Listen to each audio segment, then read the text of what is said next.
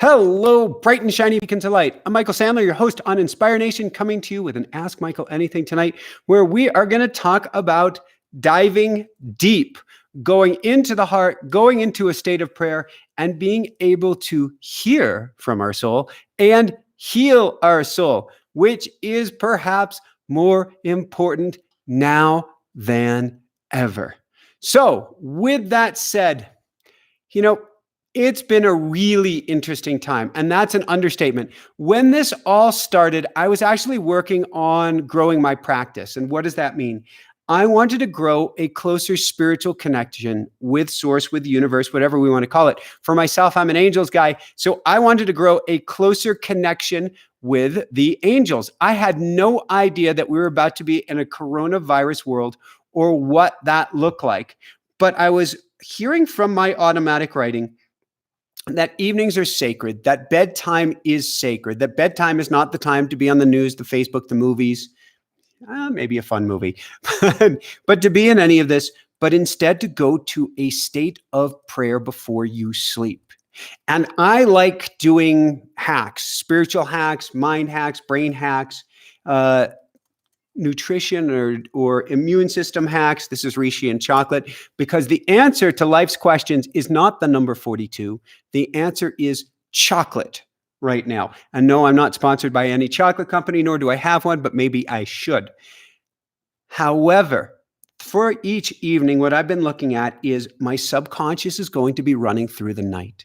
Your subconscious is going to be running through the night too. What do you want it to run on? What do you want it to run toward instead of run from? And so each night lately, I've been going to bed in a state of prayer. I've been praying for loved ones. I've been praying for coaching clients. I've been praying for people in our boot camps. We have one of these boot camps about once every other week. I've been praying for people on the YouTube lives and for our future baby, which we're not calling in at this very minute. And perhaps most of all, I've been praying for a closer connection to spirit. And that's what I want to talk with you about tonight, is while this is a time that we seem to be so left brain, so linear brain, so fight or flight response, and what is that doing? What is that thing that I need to do right now that is going to make me feel safe? And the secret is, as far as a physical doing, there is probably nothing that will make you feel entirely safe unless you put yourself in a glass bubble and lock yourself away from everyone and everything. And my guess is there are some people who are trying that. But barring that, the safety is going to come from the inside. They say that when you do a marathon, and if you've ever done one, you know this, when you get to mile 20, everybody gets spiritual. In fact, one of my all-time favorite running movies is, I think it's called Saint Ralph. And there's a kid like 14 years of age. His mom's in a coma. God has told him, coming to him in a vision in a Santa suit, that you'll run the Boston Marathon, Ralph. You'll win the marathon, and your mom will come out of a coma. It's the miracle you need for your mom to come out of a coma. Well, Ralph gets to the starting line, and he realizes that he's sinned. He's had some carnal thoughts. He's had some other things. And he goes to the priest and he says, "Father, I can't seem to pray." And the priest says, "Don't worry, my child. Everybody gets spiritual at mile 20. Meaning, once we hit this point in humanity, once we hit this point in a global, I'll put it in quotes, crisis, we all get more spiritual. Why? Because we don't know how long we're going to be around. One of the coolest articles, I've been hunting for positive news stories.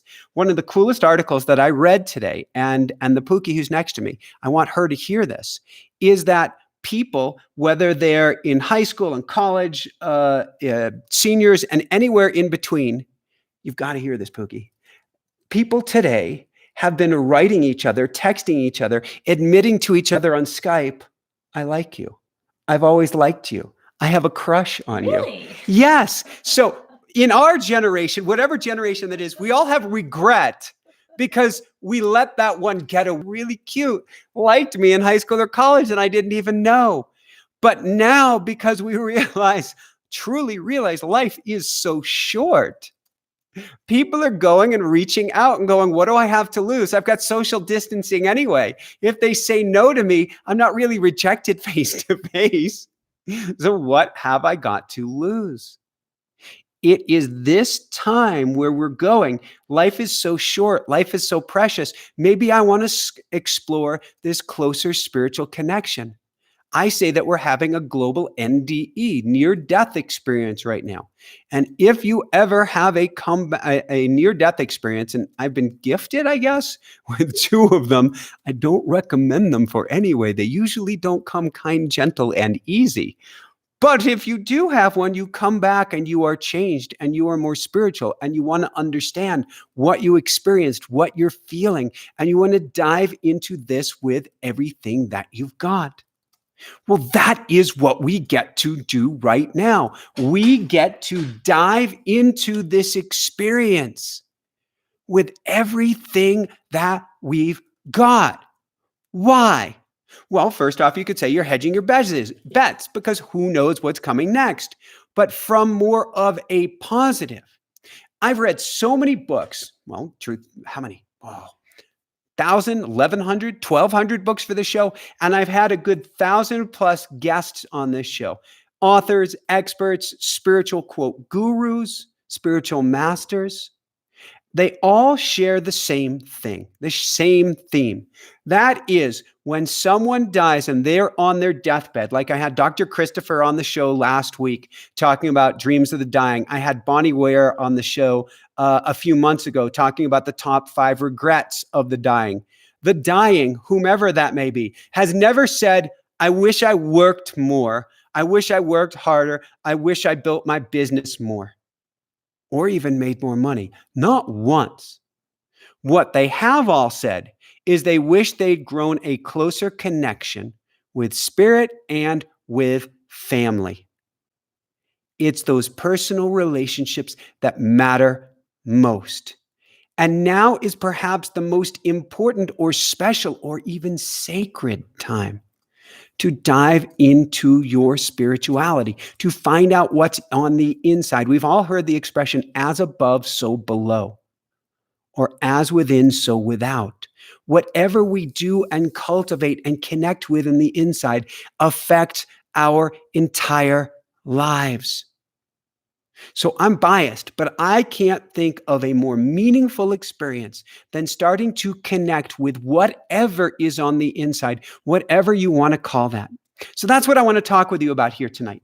Before I do that, we've got a class on Thursday.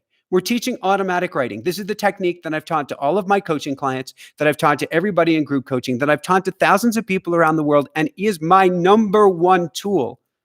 Not just my number one tool for teaching others, but the number one tool that I use on a daily basis to plug back into source, spirit, angels, guides, inner wisdom, whatever you want to call it. I love to joke and call it the giant cheeseburger on the sky.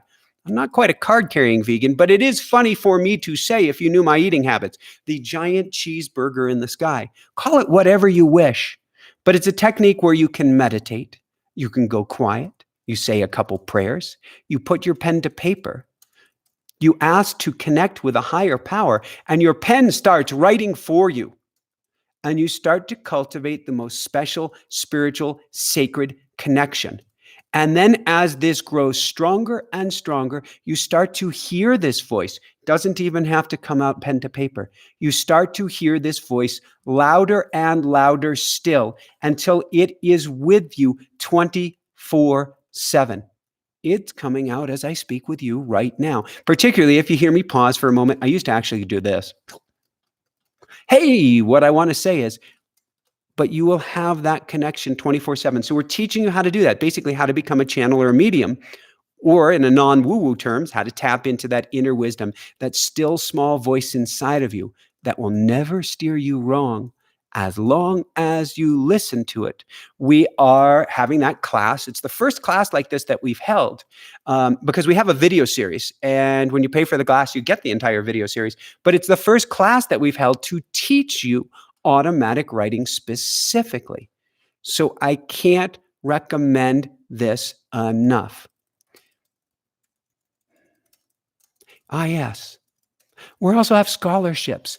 If you can't afford to do this, reach out to us because we have so many kind people who are donating to help you into the class as well. So don't be.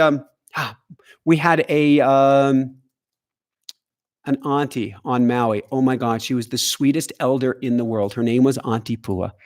So incredibly spiritual. She taught the spiritual lessons of aloha. She traveled around and blessed businesses and blessed individuals and blessed birth and blessed people on their passing as well. And she used to have an expression, and that expression had to do with eating dinner. And she came from a very, very large family. And she said, "You shame, you starve." Which means if you don't ask for the food or if you don't take for the food in the large family, that there won't be any left for you. So don't have any shame here. If you need help getting into the class, reach out to us. Just come on over to inspirenationshow.com and fill out the contact form and say, we need help. I need help getting in. And as long as there's still some scholarship spots available, we want to help get you in. We want to help everybody and can't think of a more important way than teaching you how to connect with spirit. All right.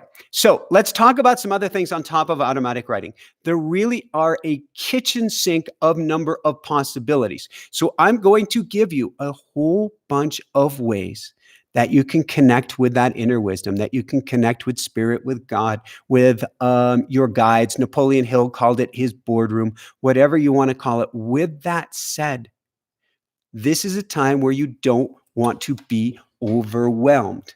We are already overwhelmed by the news and by everything else out there. So if you take even just one tool and use that, or skip all of the tools and just hang in there till the end here, where we plug in and connect together as a group in a group intention meditation. Whatever one thing you do can help you. We don't need to do everything. There's so many memes on the web. Actually, I've seen memes on both sides. I've seen the occasional meme saying this is not the time to work harder, but I've seen so many memes saying now is the time to get busy. If you've got a business, to do this, to to go, because you've now got that chance. And I say that's awesome. Let's participate in the doing. Let's build a business. We had a beautiful show on this week by Chris Gillibo on how you can start a business now and make money. But everything right now gets to surf the natural energy of the planet. And this energy is a draw in, a slow down, a slumber from which when we awaken, we are upgraded at an entirely different level. When people get sick, whether it's the coronavirus, whether it's the flu, whether it's just about anything else, one unique condition exists above and beyond all else: sleep. There is a natural desire to sleep. And there's a reason for that, because when you shut down all systems, universe can crank up the healing, can crank up the health, and can upgrade you. That's how I view illness. That's how I view sleep, as an opportunity for an upgrade. If we're constantly go, do during this time, we don't allow the upgrades to take place. So don't jam the gears. Don't put the pedal to the metal. Instead, think of the world as a giant Big Ben clock with these giant cogs moving, and feel out the natural timing and say, where do I fit in with this? If you're an emergency care worker, you're one of that smaller cogs, not meaning that you're less important, but you're one of those cogs that is moving really fast and you have to slot yourself in really quickly. If you're not and you're at home, you're one of those larger cogs that's moving more slowly. Fit yourself in where it feels right to you. One easy place to start. I'm going to go through a handful of different ways, then we're going to open up to questions. One easy place to start in exploring your spirituality that to me is really, really fun is dream interpretation. So I talk a lot about setting intention for your dreams. I have a journal process. I may have mentioned it in the last few lives about being able to write out what you dream or wish to dream for your future. This is the exact reverse. This is setting intention when you go to sleep to remember your dreams and for your dreams to give you a clear indication of where you're going, of how you're connected to the universe, of where you fit in, or in one next step in life. So what do I recommend? Make it a hobby. Set intention each night before you go to sleep to remember your dreams. And then each morning, begin your day after you maybe go to gratitude for a couple sentences, to begin your day by writing down your dreams. And then either asking in automatic writing what they mean, writing free form about what they mean, grabbing a dream journal, not a dream journal, a dream dictionary like Dr. Michael Lennox, one of our all-time favorite guests. He has the Llewellyn's dream journal, or Llewellyn's dictionary, or dream dictionary. Forgive me, Dr. Michael Lennox, but it's a brilliant book. But do some dream interpretation work. So for me, last night, I had one of the most awesome dreams. I tend to have a lot of dreams where I can swim underwater without needing to catch my breath. They're really cool dreams. They're like, many people have flying dreams. I tend to have like flipper dreams.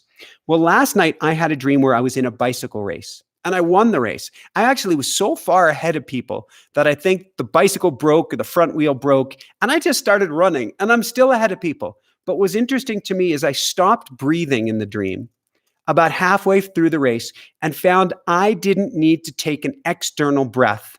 I could simply breathe within and was completely supplied by oxygen.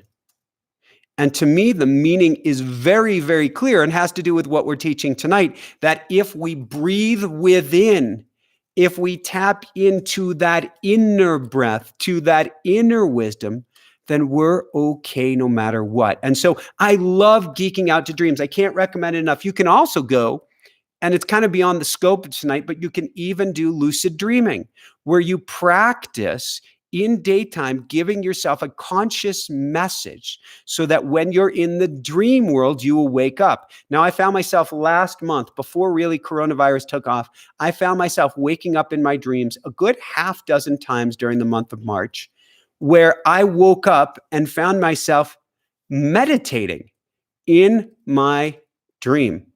And so I just kept on meditating, going, this is so, so cool. And I woke up eventually in such a deep, rested, relaxful state. How can you wake up in your dreams? Well, the simplest way to me is to check your watch twice. Because in the dream state, the time will never stay the same twice. So you check it once. Right now it says 7:23. If I checked it again and all of a sudden it said 8:59, well, I know something's weird. So when I check my watch, I will say, am I dreaming? Check it twice. Oh, the watch time has stayed the same. I'm not dreaming. What happens is, if you make this a habit, you could just as well, every time you're touching your doorknob, go and check your watch twice. So you use that as a cue. Am I dreaming? No, I'm not dreaming. Or am I dreaming? You see that the time has changed and you'll go, yes, I'm dreaming. Because we do the same things in our dreams as awake. So if you make the cue in this world, you can wake up in the other world. And that is a phenomenal way to plug into the spiritual realm, is to start waking up in your dreams. We've had many guests on lucid dreaming, and there's so many, there are incredible books out as well. But after reading all of these different books on lucid dreaming, I'm going to say, don't even bother and getting a book. Sorry, all great guests who have lucid dreaming books. I'm going to say, just start by checking your watch twice. Am I dreaming? No, I'm not dreaming. Am I dreaming? Oh, I am dreaming. And set that intention. One last way that you can do it with lucid dreaming is, if I remember this correctly, it is staring at your hand. And you just stare at your hand for a few minutes. And you don't even have to ask yourself, am I dreaming or am I not dreaming? You just keep staring at it for a few minutes each and every day. And what happens is, at some point you will find, so you're told, I haven't done this one, you will find that in your dream, you are now staring at your hand and you'll go, wait a second, I'm in the dream world. And now, boom, you are awake in your dream. You can go where you want. You can do what you want. You can meet a spiritual master. You can go meet with Einstein. You can zip around and go to the Buddha and say, what in the world is going on here? Or Jesus, Mother Mary, or whomever you want, because you are awake in your dreams. So that's dream interpretation, lucid dreaming, which I hadn't planned on going to tonight. Next, prayer. I can't get away from it. There is no more important time for prayer than during a pandemic. Prayer to protect our loved ones, prayer to protect ourselves, prayer to help those in need, prayer to help our healthcare workers. On and on it goes. There is so much of a science. I'm thinking of Dr. Andrew Newberg, who we have to get on the show eventually, who talks about the brain science and how the brain chemistry changes and how the brain lights up when we go to a state of prayer. He's actually taken monks, long-time meditators, long-time prayer people, and put them in devices where they can look at their brains, and found that different parts of the brain lit up when they go into prayer. He's taken people who've done Brazilian mediums or channelers who've done automatic writing, similar to what I teach. And he has found that when they go into prayer, they plug in, their brain lights up in a very different way. In fact, it's wild. When people go into automatic writing, so we have the frontal lobe of our brain. Frontal lobe controls our executive functions. It controls the functions such as time management, such as logical thought, such as writing. However, when these channelers, these Brazilian channelers who went into automatic writing, went into prayer and went into automatic writing, a meditative writing process, their frontal lobe shut down, and their parietal lobe and their third eye, parts that are responsible with connecting with something greater than themselves. I call it the small mind and the greater mind, or the small self and the greater self. When they went into that meditative process or prayer, those other parts of the brain lit up. They started writing, but it wasn't coming from the thinking mind. It was too cool. So now, who or what you pray to is completely up to you. For myself, I'm an angels guy. I also go to a Napoleon Hill for Think or Grow Rich. He prayed to what he called a boardroom. I pray to what I call my team. Who or what you do is completely up to you. For myself, archangels, I'm always going to them for guidance, prayer, guidance, support, strength, clarity, and protection. I go above and beyond all else to Archangel Michael. If you've ever seen a picture of him, he's carrying a big badass sword for protection. I also pray, I don't have one of my animals here with me. I also pray to as particular spirit animal. And the animal that I pray to the most is a mountain lion, because I had a sales video that Jessica, my wife, aka the Pookie, she's the one in the chat room. She was filming me. I think it was at the end of this year. It might have been the beginning of this year.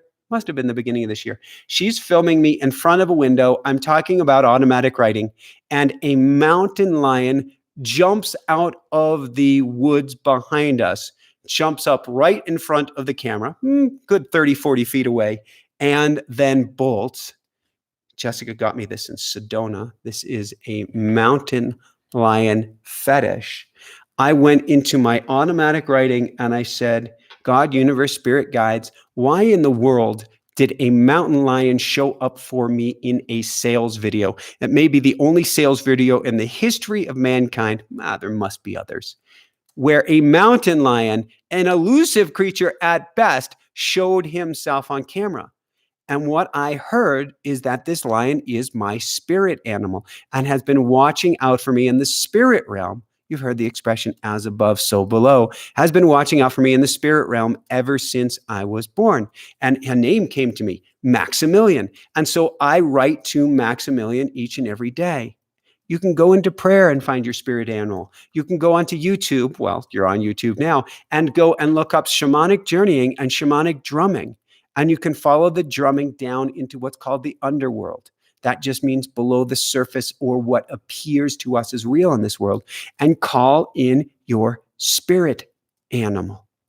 So you can pray to whomever or whatever you want. You can pray to your loved ones who've passed on, to your grandparents, to an uncle, to an aunt. For ourselves, I'm in continuous prayer to my mentor, Jack, who told me what I was capable of being way before I understood it. But the more you go to prayer right now, the more you connect to something greater than yourself. You feel grounded, you feel at peace, and you realize you are not alone and you couldn't be alone in this world, no matter how much you try. So, on top of going to prayer, get yourself out to someplace special, spiritual, and sacred if you can. Even if you're living in New York City, if you can get across the bridge, they're the most amazing state parks. I'm not going to recommend heading out in a city park right now, but if you have the means available to get out of town, go hang out with the trees, go hang out with the forest. That's another form of prayer without having to call it that. There is something spiritual about connecting with the natural world. Everything feels more expansive. Everything feels more quiet, especially right now. I'm looking outside during a sunrise or sunset. That is when you realize you truly are not alone, that there is something more magnificent to this world than meets the eye. And on that note, I'm a sun gazer. I can't recommend this to you.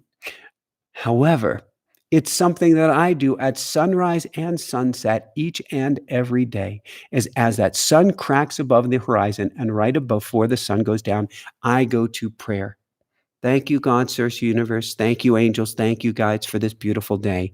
Thank you for the most amazing day that's ahead. Thank you for the roof that I have. Thank you for our food. Thank you for the Pookie in my life, for the health of the kitties, for the future health of our baby. Thank you for our families. Thank you, thank you, thank you. Gratitude is the precursor of love. It is the seed to everything. And as that sun is coming up, meaning I made it through another dark night, and I am here to live and play in this immortal present moment again, I can't think of a better, more powerful prayer than going to gratitude. Few more here. Then we're going to open it up to some questions. Go to prayer. And I'm looking, here's my beaded bracelet. I always have a beaded bracelet on me. So I talked about last night when we were talking about the YouTube Live, when we were talking about love. I talked about going to a mantra of I love myself. I also talked about when I said I love myself in front of a mirror before I was ready, that I smashed the mirror and smashed a bunch of other stuff because my subconscious would not accept the message of I love myself. What I learned that for myself, I had to go to a place of gratitude first. And gratitude, again, is the ultimate prayer. And so I would walk around for years, it seemed, saying, thank you, God. Thank you, God. Thank you, God. Now, between you and me, I don't believe in a bearded white guy up in the sky. I don't believe in any white guy up in the sky. I don't believe in any bearded guy or gal, bearded gal. I don't believe in anybody up in the sky. There is a love that is all of us. You can call it quantum physics or quantum mechanics or the force that binds us, that brings us all together so that we don't go spinning off into the universe. You can call it the Akashic field, whatever you want. So that's what saying thank you, God, means to me, is I'm saying thank you to the energy that holds everything and everyone together. And as I go thank you and thank you and thank you, I quiet, I feel better, and I really truly sense that there is something greater here at work, something greater going on. Go to meditation. If there's one thing you can do to help pull you out of the day-to-day right now, and I keep on telling people this, the Zen statement or Zen koan, if you don't have time to meditate, meditate twice as long. When you go to meditation, and what better time is there to meditate than when there's a pandemic and we're stuck locked at home? Doesn't have to be a perfect meditation. Doesn't have to be a meditation when you're in silence. Just do a meditation. My favorite teacher on Maui, he taught me the greatest meditation in the world. Here it is. Drool. Just be. Be for 1 minute. Be for 5 minutes. Just be with yourself. Because when you do that, you start to realize you're not alone. You couldn't be alone. You never were alone. And you also realize that you are love. You came from love. You couldn't be anything other than love. You realize the interconnectivity between you and everything. And you realize that you are not your mind. You are something far, far greater. Few more of these. Then we're diving into some questions. And this one was a favorite that I did with Pookie years ago. And I'm going to massage her on her shoulder in case I can break her out from her typing. We used to practice. We haven't done it too much recently, although you would do it on a moment's notice, given the opportunity of gazing with each other. I try. You try. Well, we get back to doing it. Why do you like gazing? And what is gazing? Should I share what gazing is? You mean eye gazing with each other? Yes. There's a practice where you can go and start, if you're lucky enough to have a partner that is willing and able to do this with you, where you look into each other's eyes and you go silent. You meditate while staring into somebody else's eyes, and it is special. It is sacred. Quite literally, you may see them morph into something else. I've seen Pookie time after time after time as a Peruvian or someone in the Amazon, a spiritual elder, an auntie, someone with a lot of pow. But why do you like gazing? Because I want your total focus on me. I love it. The truth comes out. Really, when you're eye gazing with someone, you actually end up seeing yourself in the other person, and you feel this connection that's deeper than any other connection you've ever felt with that person. I love how you put that. So I feel closer to you when I do it. I also can hear my thoughts, and it forces me to go quiet. But then if I do it long enough, we start to get that pixelation, that graying out of the separation between you and me, between you, me, and everything. Yeah. And you start looking Asian. What's up with that? You look Amazonian, I look Asian. People think you look Asian already. They do. The more I hang out with you, and this is a good thing, the more I hang out with you. It's really funny when we're together, people think Michael is Asian. It is Nobody really. thinks I'm Jewish. Nothing. No? Yet. Yet? No. We'll give it another few decades. We've only been together 11 years. Let's see what happens for the next 11. And on and on and on. All right, going beyond gazing, look for synchronicities. Do you see 333? Do you see 444? Do you see 555? Do you see 1111, 1212, 1010? Or do you simply think of someone and they call? Or you think about a particular bird and all of a sudden you see it? Or you read something in the book and then you see that same thing take place online? These are not coincidences. Carl Jung, world famous psychologist. He's the one who came up with the term synchronicity to mean you are being challenged to wake up. The spirit world is calling you. He used to say the dream world is the waking world. And the waking world is the dream world, meaning there are signs, there are symbols, there are ways that the universe is reaching out to you in each and every moment to wake you up and to draw you in, to build that spiritual connection. Another cool one, I'm going to interrupt you, Pookie, one more time. You've been doing a lot. In fact, I would say since the day that coronavirus really came into our consciousness, we knew about it months ago, but since it really came into consciousness, you grabbed your Colette Baron Reid Spirit Animals Oracle deck and you started getting busy. Mm-hmm. What were you doing? I was connecting, spiritually connecting, asking for answers to your prayers. I was having fun. Oh, geez. We don't want anybody to have fun here. It was fun. It was cool. It was interesting. It was exciting. And you've been pulling our interesting cards. You've been pulling the ant card, growing together as community. You've been pulling the cow card. What in the world does the cow card mean? I don't remember, Michael. How about a porcupine card? You pulled porcupine? Yes. All of these cool cards have special significant meaning. So get an oracle deck, get any oracle deck, and you can start pulling a card saying, what do I need to know about this situation? And pull a card. Maybe for me, I'll get a mountain lion card. Or lately we keep getting the white raven, which is really, really cool. So pull cards. If you need something even simpler, and I love this, we're going to eventually have our own Oracle deck because it's just too cool, but I have to wait for Universe to bring it in, and everything cool that Universe has brought into us has come in through our automatic writing. So one day automatic writing is going to say, now's the time, and it's going to download a deck of cards for me. The next thing is simply ask. So there's a rule in the spirit world, or at least there's a rule in the angel world. And we had on Kyle Gray recently talking about angel numbers. It was so cool. And we talked about this rule, which is we are continuously surrounded by spirit. We're surrounded by angels. We're surrounded by guides. Literally, Auntie Pua would say that I was surrounded by big Samoan Hawaiian guards who were there to protect me. They will protect you in life or death matters, but they will not protect you or guide you in anything else unless you ask. Now, I don't know if we need to ask out loud or not. I've heard from different stories from different guests on the show whether we have to ask out loud. But now is the perfect time to cultivate a special sacred relationship with your guides, with God, with the angels, with Jesus, with Allah, with Adonai, with Mother Mary, with Jehovah, with whomever works for you.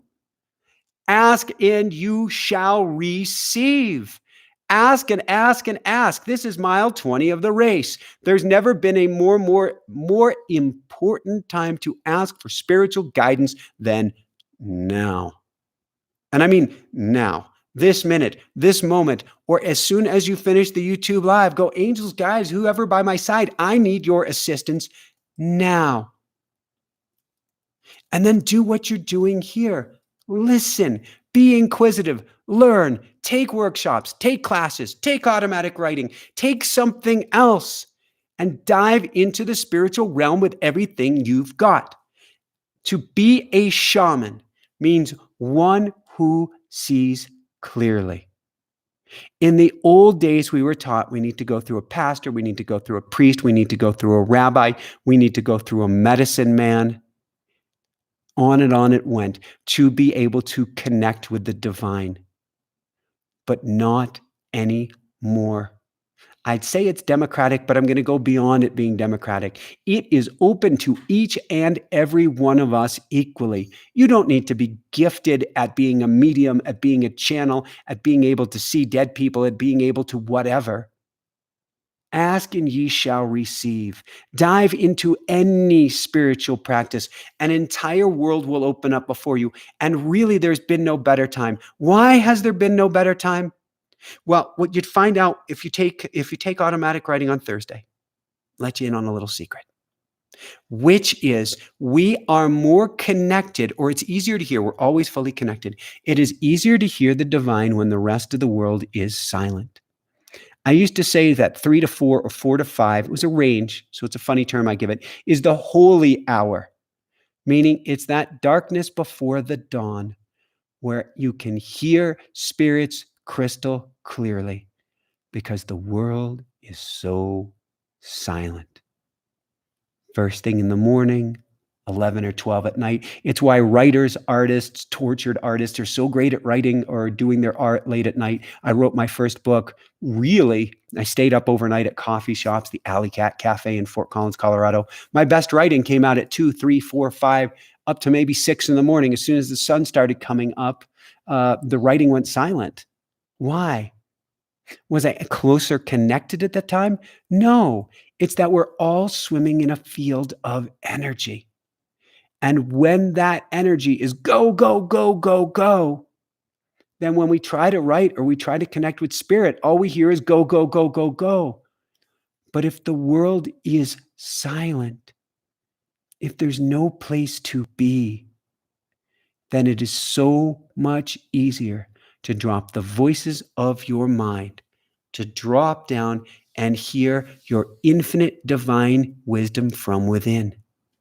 And right now, for the majority of us, the world has gone silent.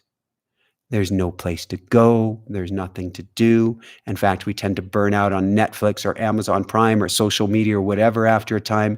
But the world isn't in a frenzied go, go, go. It might be a bit freaked out, but it is not commuting 9 to 5 right now, which means it is much easier to hear your inner wisdom. Now, programs like our automatic writing can help quiet the mind, which is going nuts with the news right now. But once we can jump past the hurdle or being stuck on what's the latest, greatest thing that some guy in some house has said, or statistics, or this or that, or fear, once we can jump past that, and there are ways to spiritually hop over that, you find the most blissful, peaceful, divine experience on the other side. It's as if you dive into automatic writing, and the first thing that you hear is, "We've been waiting for you." Because you can hear so much more clearly now, because the world is still. I call this a winter right now, a global winter. You could think of it as a nuclear winter, but I think of it as a much more positive experience than that. Winter means, because there are cycles in the seasons of life, there are cycles in the seasons of the planet, there are even cycles in the seasons of a month for all of us, male or female. Winter season is when we draw inward and we collect water for our roots. Basically, we're filling up our tank with goodness. This is a time that we can fill up our tanks with spiritual goodness, also called an upgrade, something I talk about, something Matt Kahn has talked about, something on some levels that Paul Keselig's guides talk about. We've got him on the show Wednesday night. How does it get any better than this? This is a time of a spiritual upgrade. When we draw fluid into our tank, we basically support our roots, helping us to come out differently. Viewed another way, we are all in butterfly training school. It's something I taught a client years ago, and she recently repeated to me, "Michael, my favorite thing that I heard is you said you were in butterfly training school." And I'm like, yes, that's it. We are all in the cocoon right now. You don't want to force yourself out of a cocoon ahead of time. We've all heard the story of somebody, maybe it's a professor or scientist.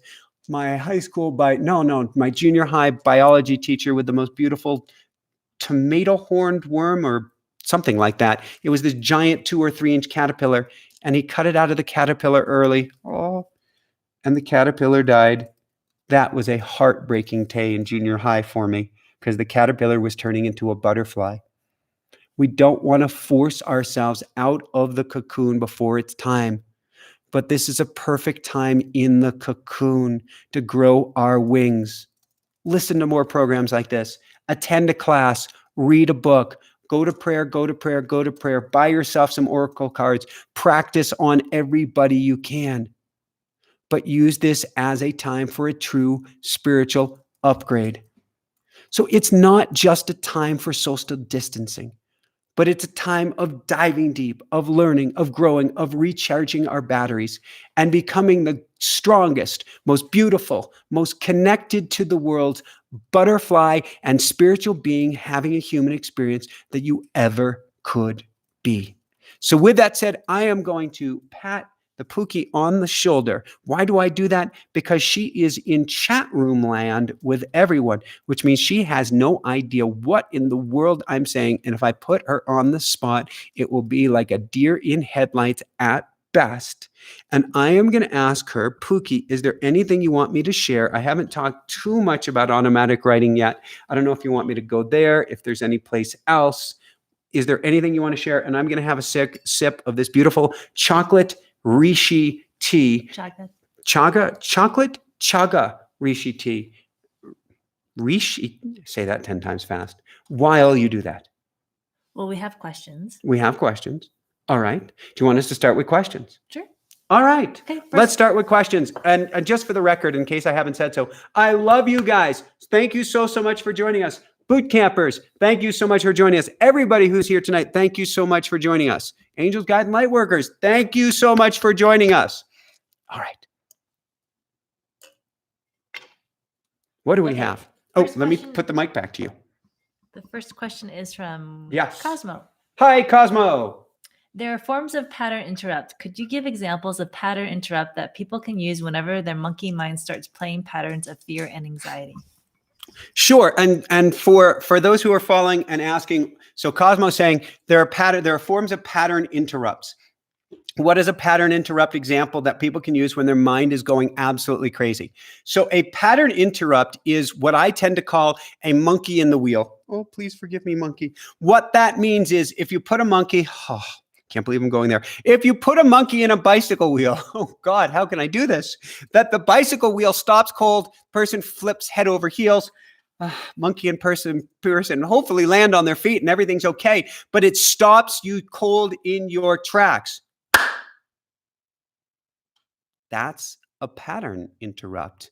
That's a very abrupt one. We have literally had a Tibetan Buddhist teacher had us in meditation, and we're in the middle of the meditation, and then would smack his hands together as loud as he could while yelling to stop us from going down whatever thought train we were on.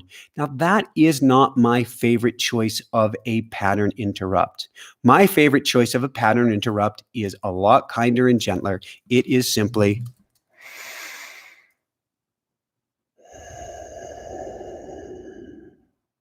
going to the breath.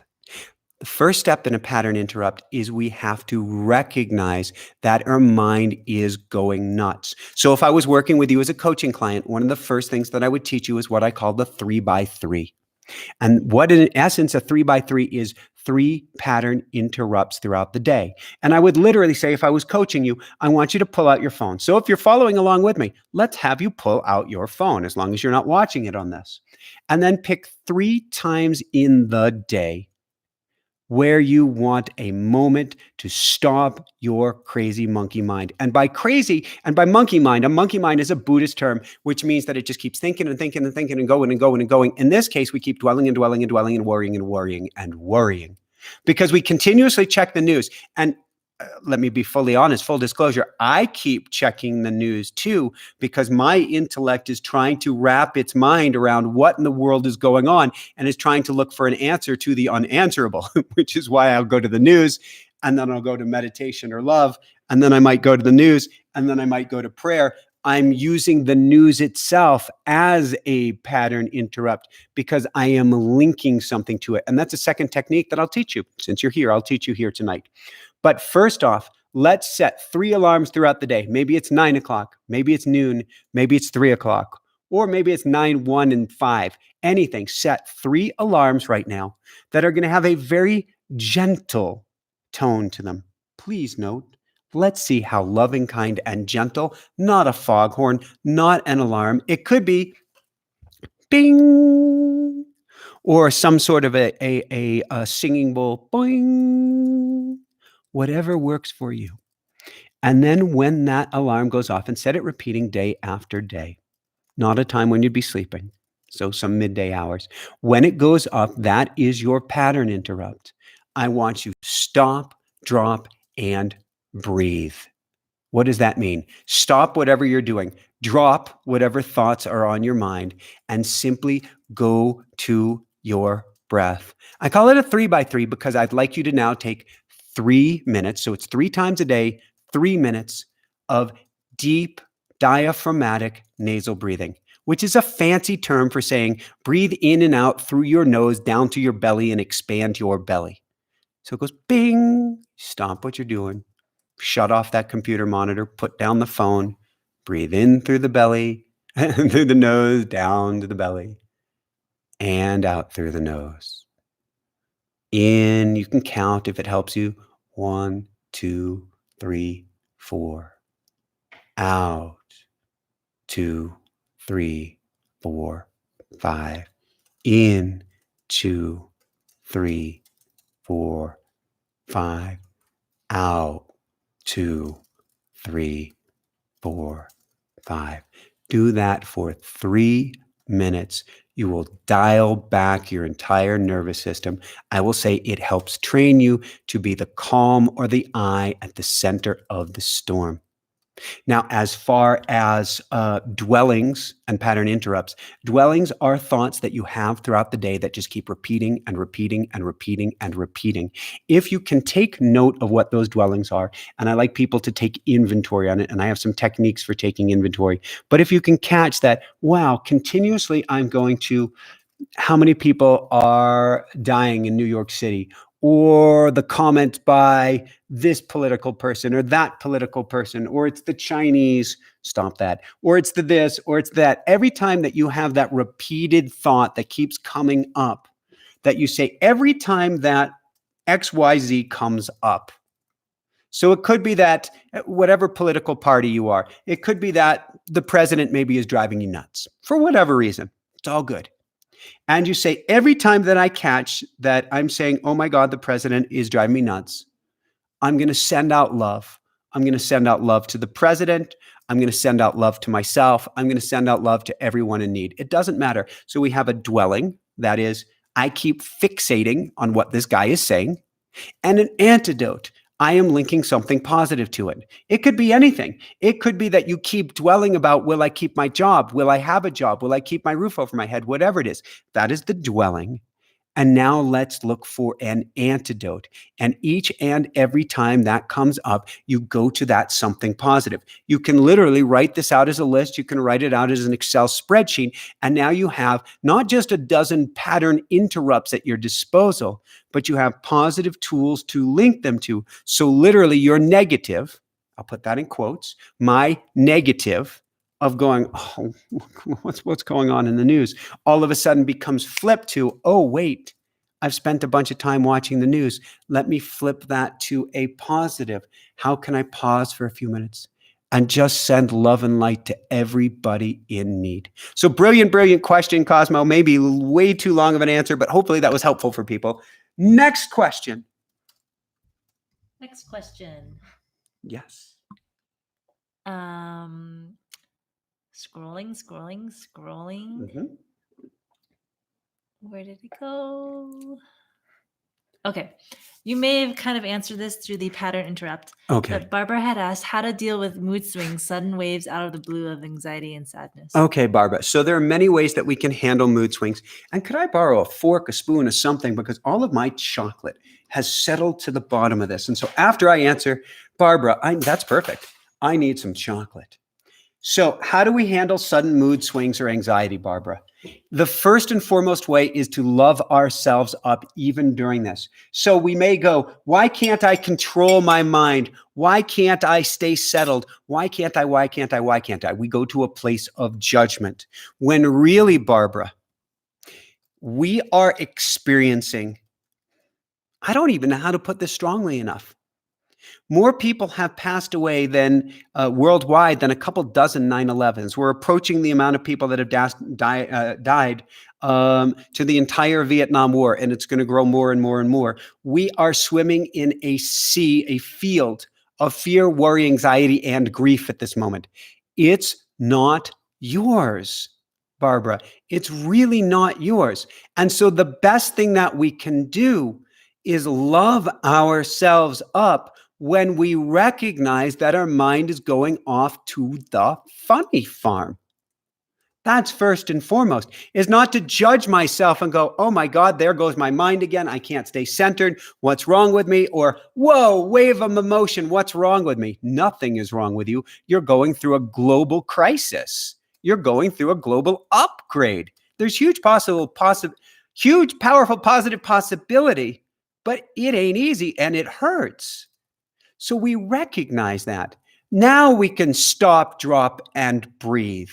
Or we can go to tapping. And tomorrow night, we are going to have an awesome tapping YouTube Live to help you to instantly drop that fear and anxiety when it comes up, Barbara. So join us for a YouTube Live tomorrow night. We're going to be doing a bunch of tapping. We have a whole tapping class next week, a boot camp next Monday through Friday, only $7, where we are going to literally not just help you remove that fear and anxiety, that wave when it comes up, but when that wave comes up, we're actually going to flip it.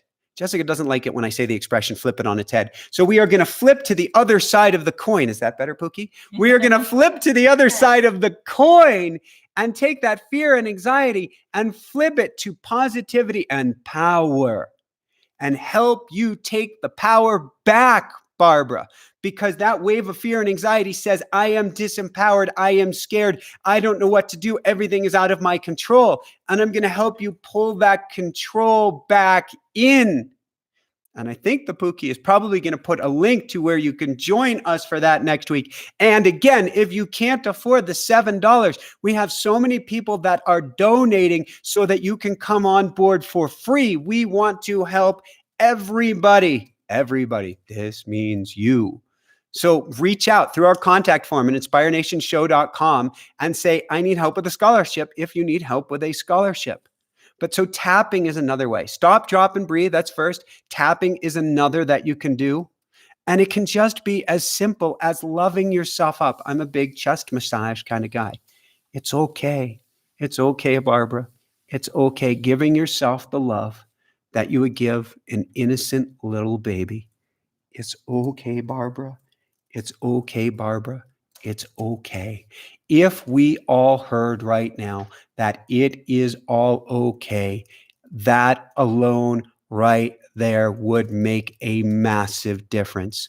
No judgment right now, Barbara. No rules, no requirements. If you need to go fully to the funny farm and go into a closet and scream or into a pillow and scream, all of it is good right now, just with love and kindness and care and compassion for our fellow neighbor as much as we can. But realize what you're going through is not you. You can literally ask yourself, where did this emotion come from? And my guess is, Barbara, you're going to hear, it didn't come from me. I have no idea where it came from. Then it's not yours. Don't own the hot potato and don't judge yourself for the hot potato.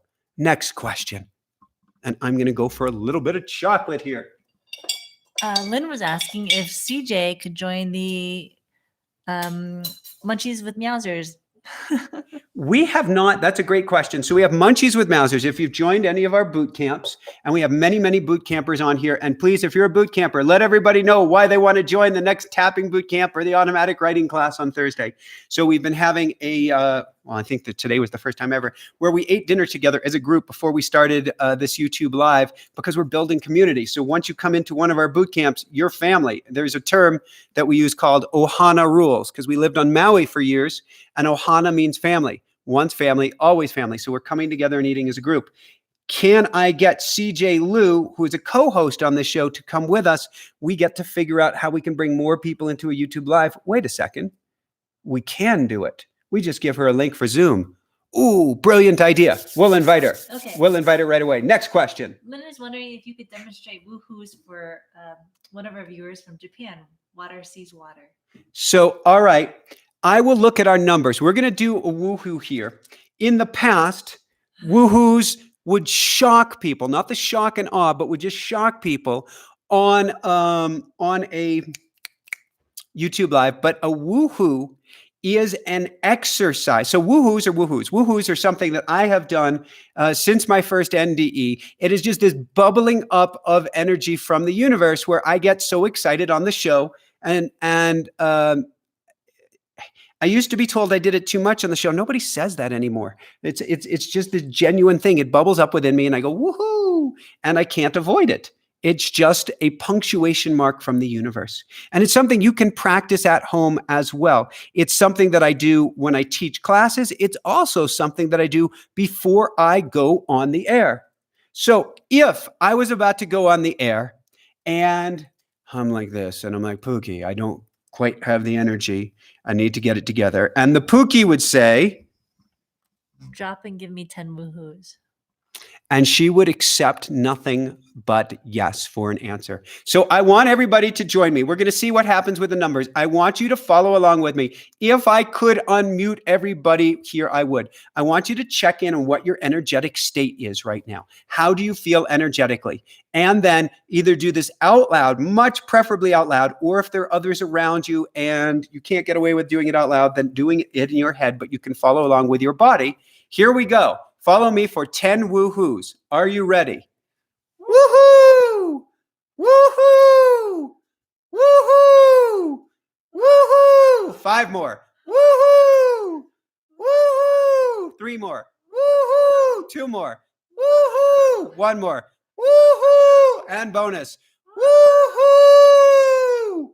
And nobody left, Pookie. We didn't scare anybody away. How do you feel now?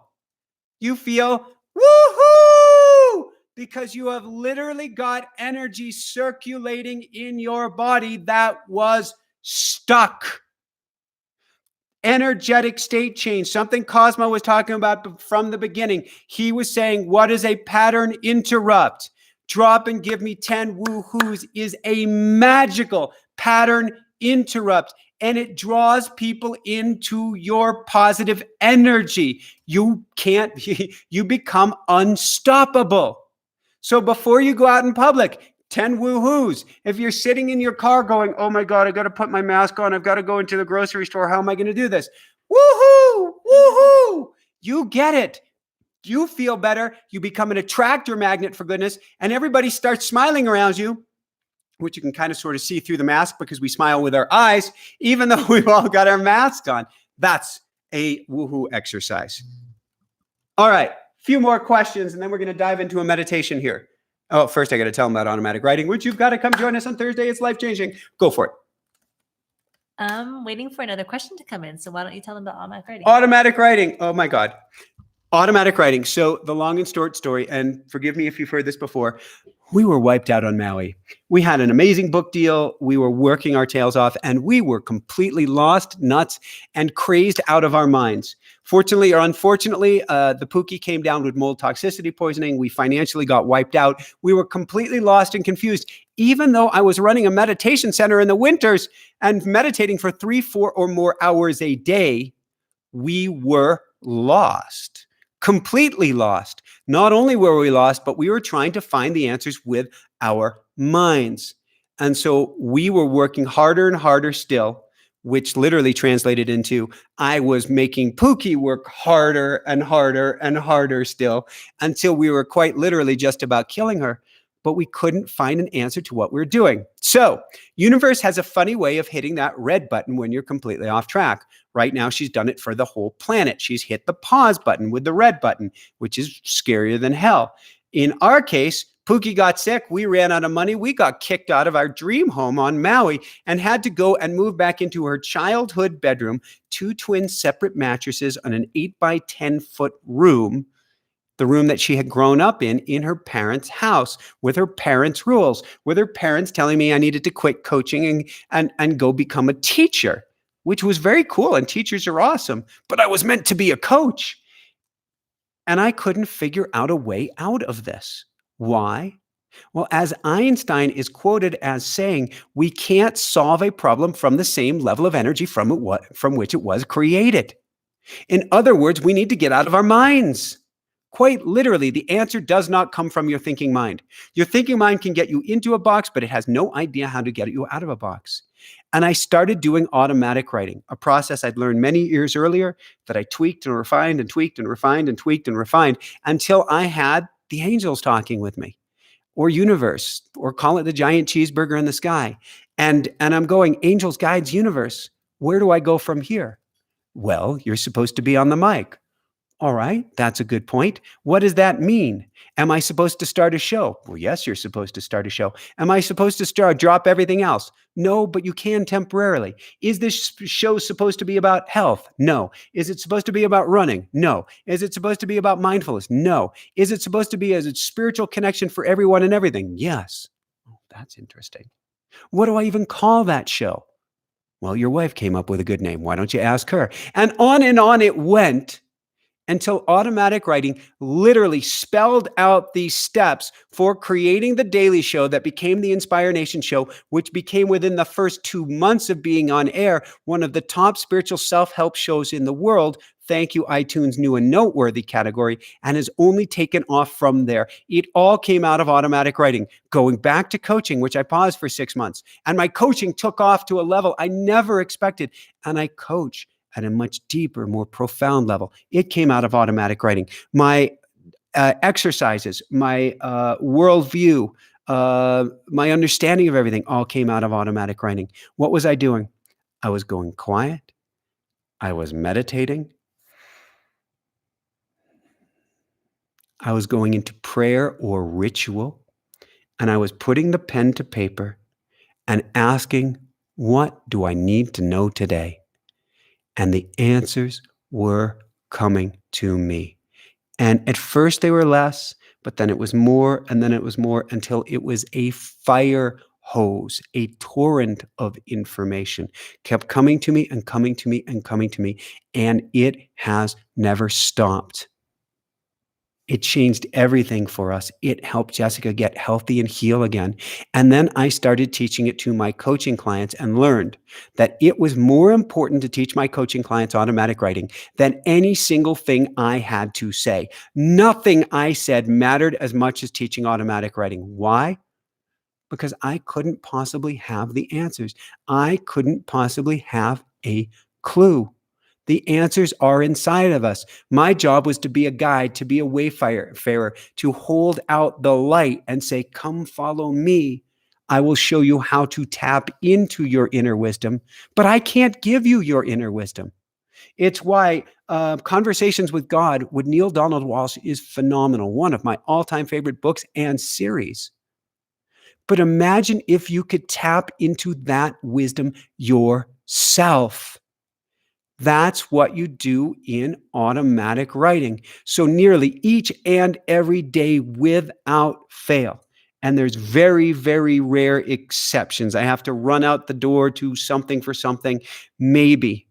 But without fail, I go into automatic writing first thing in the morning. Before I did this interview, I went into automatic writing. I'm going Angels Guides, what, or an interview, YouTube Live. Angels Guides, what do I say? Before I do an interview, I go into automatic writing. But the coolest thing is, as you develop these skills, you can call it channeling skills, you can call them mediumship skills, you can call it automatic writing skills, call it giant cheeseburger skills. As you develop these skills, that voice that you're hearing in automatic writing starts to come to you more and more and more. Until if you've heard any of my interviews, and if you haven't, catch any which one. Pull out a random interview. Almost every single interview at the end, the guest is going, oh my God, I've been on Oprah, I've been on this, I've been on that. Yours was the best interview I've ever had. And I'd love to say, yeah, thank you. Woo, woo, woo. It's all me. And on some level, I did a great job. I don't deny that. But on another level, I went quiet. And I listened to what the angels or the guides or universe or God or source or spirit or their higher self said for me to ask. That's what I do in coaching. There was somebody earlier today and we're doing some clearing work on her. And my leg starts bouncing up and down. And I said, there's something to do with running that gets to be cleared. And she goes, oh my God. That didn't come from me. It came from my automatic writing. And it's not just me. I'm not special. You can learn this just as simply as I did. And we're teaching our first class of this. We've had a video series for years, and we've had tune-up classes with people for years, but we've never had a class that was specifically, how do you do automatic writing? And we're having it this Thursday, because now more than ever, and we discounted it and discounted it and discounted it, now more than ever, we all need to get wisdom from the other side. We need all to get information from our angels, from our guides, from our higher self, from our elders. Heck, you can literally go to your grandmother or your great-grandmother and so say, please help me. This is my grandfather's ring right here. Oh my God, was he the most amazing human being? He was the singing Doc of Brooklyn. Everybody would walk past his windows and go, hey, Doc, hello, Doc. I aspire to someday be like him, to have that kind of love and energy. And I hear inside of me, you're there. Thank you. I can write to him in automatic writing, and I can get answers from my grandfather. And then I can hear him anytime I want. So we want to teach you this class. It's this Thursday. Come join us. It's super easy to learn. No one that we've worked with has not been able to do it. It's a practice. At first, some people get the most profound words, poems, poetry, prose, lyrics from day number one. Others, it takes a couple weeks, never very long, but everybody can learn this. And there's no more important of a time than now to learn how to tap into your inner wisdom, how to tap into something spiritual, something outside of ourselves, because this that we're going through right now, this is not just a physical journey. And I'm not talking about life. Certainly, I say that we're spiritual beings having a human existence. We are, and so much more than that. You are the divine. You are the divine incarnate in the flesh. But we are going through a spiritual experience, a near-death experience as humanity right now. A bifurcation of humanity. Are we going to stay? Are we going to go? Are we going to raise up in consciousness? Are we going to fall down in the pits? Are we going to go to light? Are we going to darkness? It is a choice that is up to us. But part of that choice is, are we going to deny our spiritual nature and say, like Newtonian physics, all it is what it is. We're just mechanistic beings going through a mechanistic world, which is total and complete bullshit. Excuse me, that's a technical term. Or are we going to recognize our divinity? Are we going to recognize that energy that's inside of us? Are we going to recognize the synchronicities, the spirituality, the richness that is our existence, and realize that this is a global wake-up call of who we truly are, our divine, true essence and true nature? And are we going to plug into that with everything that we've got? So come join us Thursday, automaticwriting.com. If you can't afford it, we have people that are paying for scholarships for you. So reach out to us. We would love, love, love, love, love to have you in. If you can't afford us, let us all come together as one, which is what we truly are. There is no separation between me and you. That's why you're attracted to my energy. It is you reflected back into you. I'm just a mirror. I'm a mirror for your love. You are the divine. You are love. You are an incredible, perfect spiritual being having a human existence. And so come learn how to tap into it and take it to a whole new level. All right. I can't believe the time, but I am going to open it up to one or two more questions. If you feel called, Pookie, and if not, we are going to dive into a meditation, of which I have no idea what that's going to be yet. Okay, we do have a few questions. All right, let's go for it. Okay. Carlene asks, I don't have a lot of dreams at night, most nights. What do you have to say to that, Michael? Does it mean I am not being perceptive? No, Carlene, you're having the dreams. We are all having the dreams. We are all living the dream. However, we get to set intention to remember our dreams. And for many of us, we have to cultivate it as a practice, Carlene. What does that mean? Keep a notepad by your bed. First off, when you go to bed, pray. Angels, guides, light workers, God, source, universe, whomever, whatever. It's all good. It's all energy. It's all the mystical, magical universe. It doesn't matter whom or what you pray to. Go to the highest source that you can. Ask, please help me to remember my dreams. Please help me to have the most positive, beautiful, inspiring, over the top dreams that I can have. And please help me to remember them. You could even write that down before you go to bed. Write down that prayer of please help me remember my dreams. Then keep that journal right by your bed. And the minute you wake up, write down anything. Even if you get one word, all I remember is red. Write down the word red. And then the next time, maybe you'll remember 2 words. And then the next time, maybe you'll remember 3 words. So here's the secret when it comes to remembering dreams. Dreams do not go into our conscious mind or conscious memory. What does this mean? It means they're not going into the same short-term folders as anything else. So when you wake up from a dream and you go, oh yeah, it was about a race car and blah, blah, blah, blah, blah, blah, blah, blah, blah. Achoo. Oh no, I can't remember the dream at all because it didn't go into your normal short-term memory. So you may have to use tools or tricks or acronyms. So for myself, what I do is I grab snippets of my dream. So what was last night? I wrote it down, but okay. So there was a bicycle race in last night's dream. There was some older, half-naked, really buff dude who was kind of a guide in the dream. There was me running when my bicycle broke in a dream. And there was me breathing without needing air, breathing in the inside in the dream. And so I woke up and I said to myself, bicycle race, breathing, buff guy, broken wheel. Bicycle race, breathing, buff guy, broken wheel. Bicycle race, breathing, buff guy, broken wheel. And that's what I wrote down first. Bicycle race, breathing, buff guy, broken wheel. And those were triggers that reminded me of the rest of the. It's sort of like you can't remember a movie oftentimes. Somebody says, well, Michael, don't you remember there was this TV show? There was this Camaro with this red light going back in front. Oh yeah, Kit, Knight Rider. And the whole story pours out in front of me. So use those seeds, plant those seeds or triggers to help you remember your dream. All right, do we have a next question? From Cosmo. And I'm looking at how many people are here. So because so many people are here tonight, if there are a few more questions, I will take a few more select questions before we dive into a group meditation. Okay. From Cosmo, give examples of the power of shifting our focus from negative to positive throughout the day.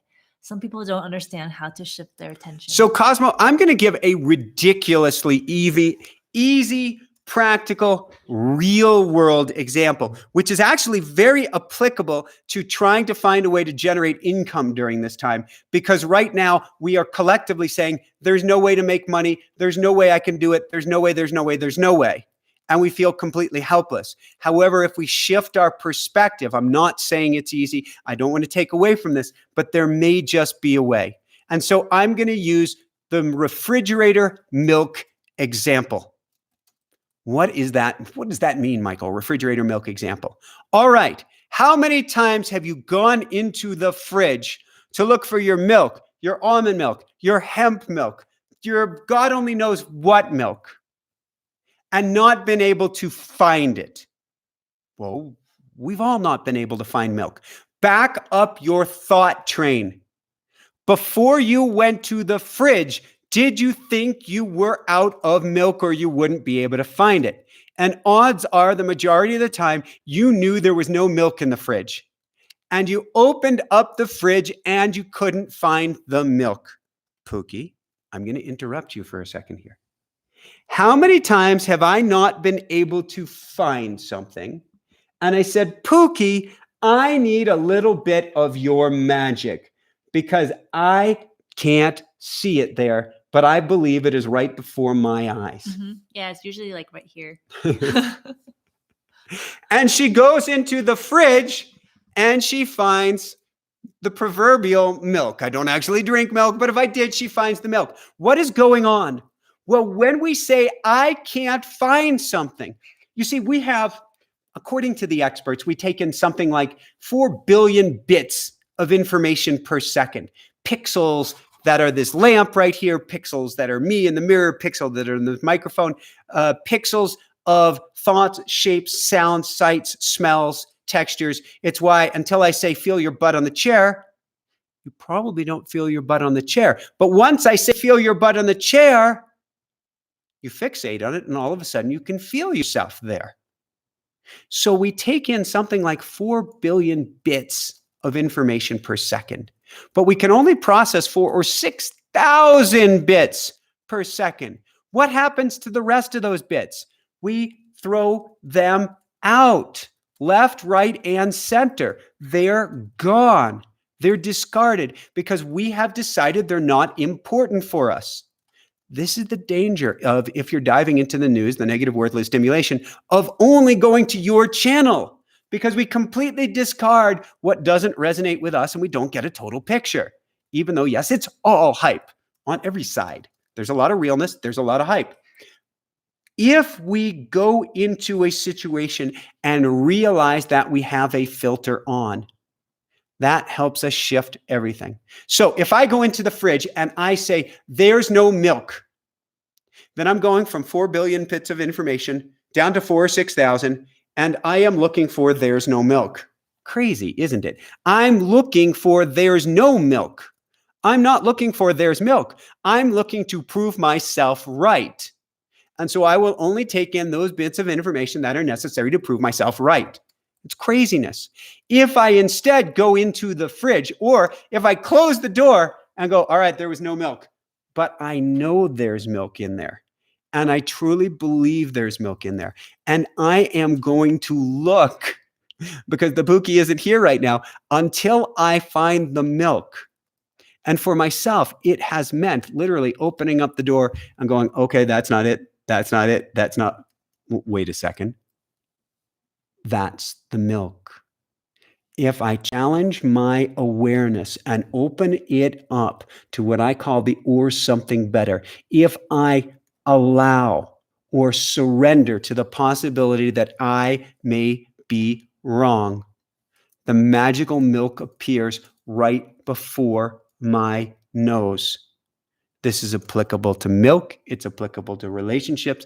It's applicable to jobs. It's applicable to everything. We completely limit ourselves by our belief systems. When we leave our belief system or our specific belief behind, we open ourselves up to so much grander opportunities. All right, a couple more questions here. Okay. Zoe asks, what is the universe telling a person when they are experiencing several losses in a row at no fault of their own, but losses just the same? There are business transactions affecting my income. Okay. So, Zoe, we are all experiencing losses right now, and I don't want to take away from losses. So, the universe is an onion, which means that things are not as they appear to be, like a mirror. However, things are happening at different layers at different levels. So, on one level, you're experiencing a business loss, and that sucks. On another level, you're experiencing an income loss, and that sucks. On another level, you're being taught potentially on how to do something differently in your business or to do something for your business differently in the long run. That could be really cool. On another level, you are here tonight, Zoe, listening to me, trying to find out a spiritual meaning behind this, which is the spiritual meaning. You're uncovering that there is something more than just the loss of the loss of a business transaction. You're learning that there is more of a, what do they call it, a ghost in the machine than meets the eye. And it certainly could be challenging you to dive deep, to connect to more of a spiritual practice, to look at more of the global perspective of what's going on in your life. Maybe it's to help shift your business. Maybe it's to help steer your business. Maybe it's to help take you out of your business. Maybe it's to help grow your business. I can't say the answer. That's why I teach things like automatic writing. But you're asking the most beautiful, brilliant question, Zoe. What more is going on here than meets the eye? That alone is a massive shift in perspective that over time will change everything. So I'm not saying this is a cop-out. There's no one interpretation, and I am not going to be able to interpret what's going on in your business and with that transaction. But the loss is not just a loss. It is here to serve you. As certainly as my first near-death experience, I'm shattered on the bike path. I nearly die. It's titanium hip, titanium femur, broken arm, broken this, broken that. And on one level, I'm going, oh, goody, because I am ascribing meaning to it, that there's something more than meets the eye. Notice you get to choose to ascribe meaning. And out of that, I lost my fiance, I lost my income, I lost my everything. Out of that came me, woohoo! The new and upgraded me came out of the loss of just about everything that blew up on the bike path when I hit the deck. We don't have to know what that is in the moment, Zoe.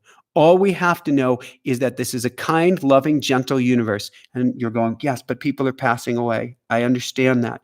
But from a spiritual perspective, if we understand that we are truly immortal, that there's life after life, that we came in through a tunnel, that we go out through a tunnel, and that this is just a school that we're learning from, and that this is a loving, gentle, kind universe, that we understand that the loss is here for more significance than could ever possibly meet the eye. So I love you up, Zoe. I love you up. I love you up. I love you up. I want you to breathe deep. I want you to know everything will work out, but it may not work out in the way that you intend.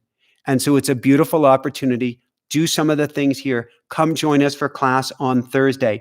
Dive into a practice and start to build that relationship so that you can get steering. It's there. It's sort of like the milk. I can't say what the answer is. We have to get out of our small selves, our small minds to see that. But there is something more, and universe is giving you a pattern and you're doing pattern recognition, I'm having loss after loss after loss. When I see a pattern, that is a huge light going off saying there's something more going on here that meets the eye, and I will dive into that with everything that I've got.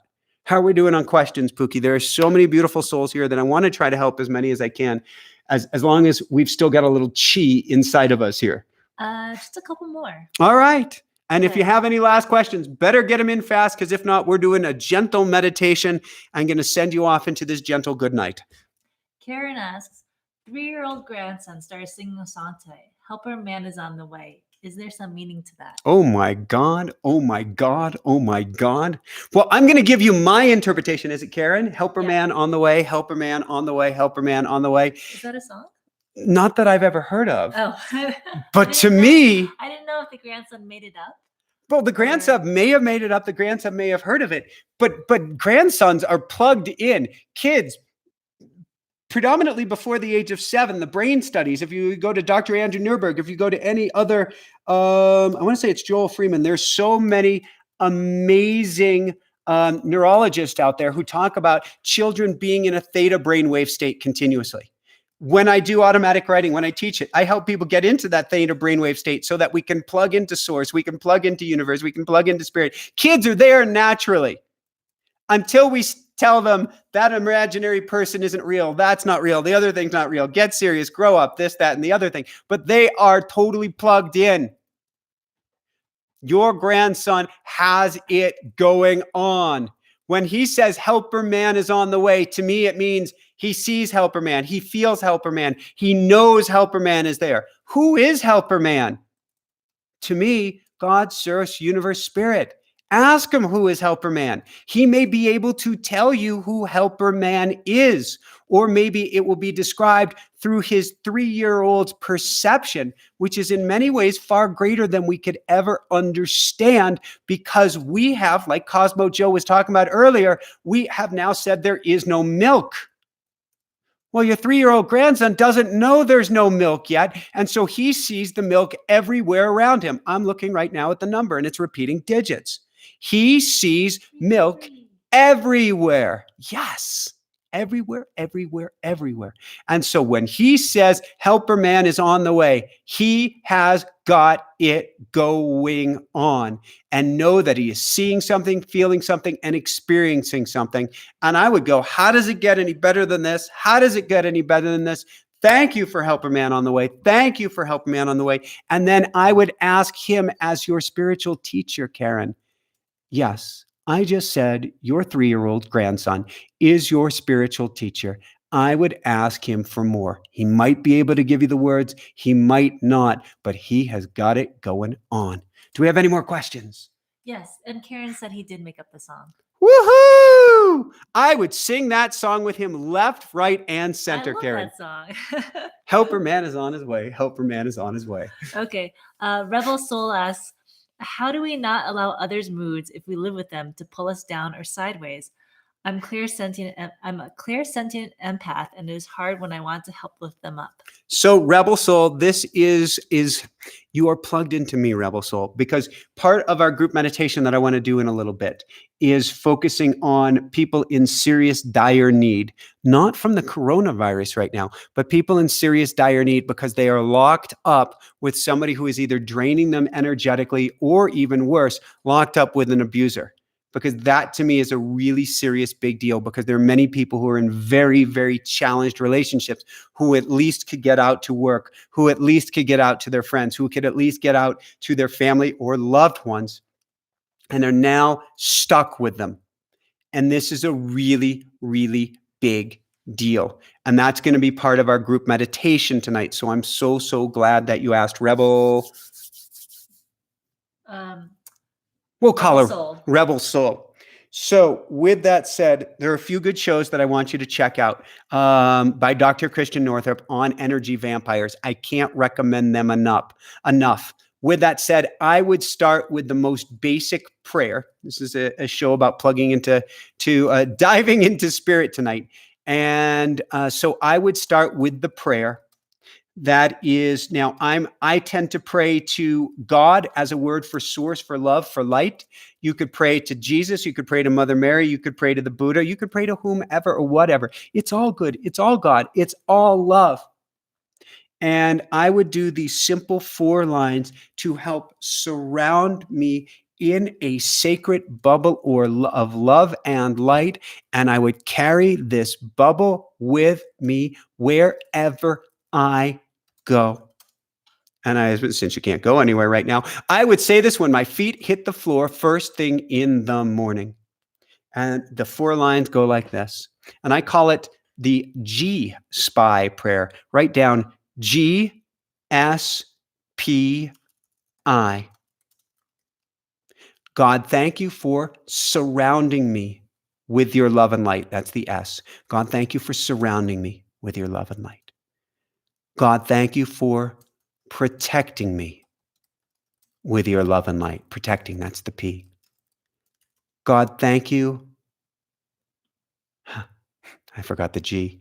God, thank you for guiding me with your love and light. God, thank you for surrounding me with your love and light. God, thank you for protecting me with your love and light. God, thank you for imbuing me, filling every cell of my being with your love and light. Thank you, God. Thank you, God. Thank you, God.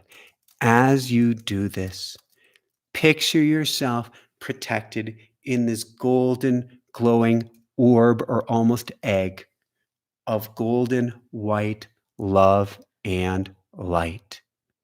See yourself in there and say, thank you, God. Write down, thank you, God. Thank you, God. Thank you, God. Now you could replace God with source. You could replace God with Jesus. It's all perfect. But this is a protection prayer to put you in a bubble of love and light, and is the perfect way to start your day. Even though those with what we will say is different energy are in the same house as you. Now, your job from here is not to try to change them.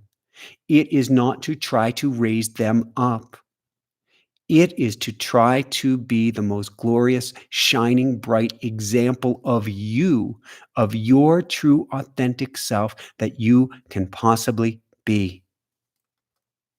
It's not about them. You cannot change them. You cannot help them unless they come and ask you. And you cannot shift their energetic state. To try to do that is to donate energy to a black hole, and that is exhausting. Then do the best you can to set the best boundaries that you can. And throughout the day, focus on what can I do to give more energy and love and light to myself, not to them. Now, this is real world. You get to do a cha-cha-cha dance in the house, in the apartment with them. And I would certainly love them up with everything that you've got, but not giving them love, meaning acting as a black hole. Don't try to appease them. Don't try to please them any more than, well, we all want to take care of others as best we can. But don't let them hoover all of your energy. But you can silently say, I send you love. I send you love. You can go into a prayer that I really went over last night in detail, but I'll go over it briefly here. Ho'oponopono. It's a Hawaiian healing prayer for relationships. It's a prayer to yourself, for yourself, but it helps heal relationships with somebody else. And that's to repeat over and over again. I love you. Please forgive me. I am sorry. Thank you. I love you. Please forgive me. I am sorry. Thank you. I love you. Please forgive me. I am sorry. Thank you. But you're not saying this to them. You're not saying, I love you to the other person. You're not saying, please forgive me to the other person. You're not saying, I'm sorry to the other person. You're not saying thank you to the other person. You are healing your heart, which shifts relationships and changes the energetic environment of your home or of your apartment.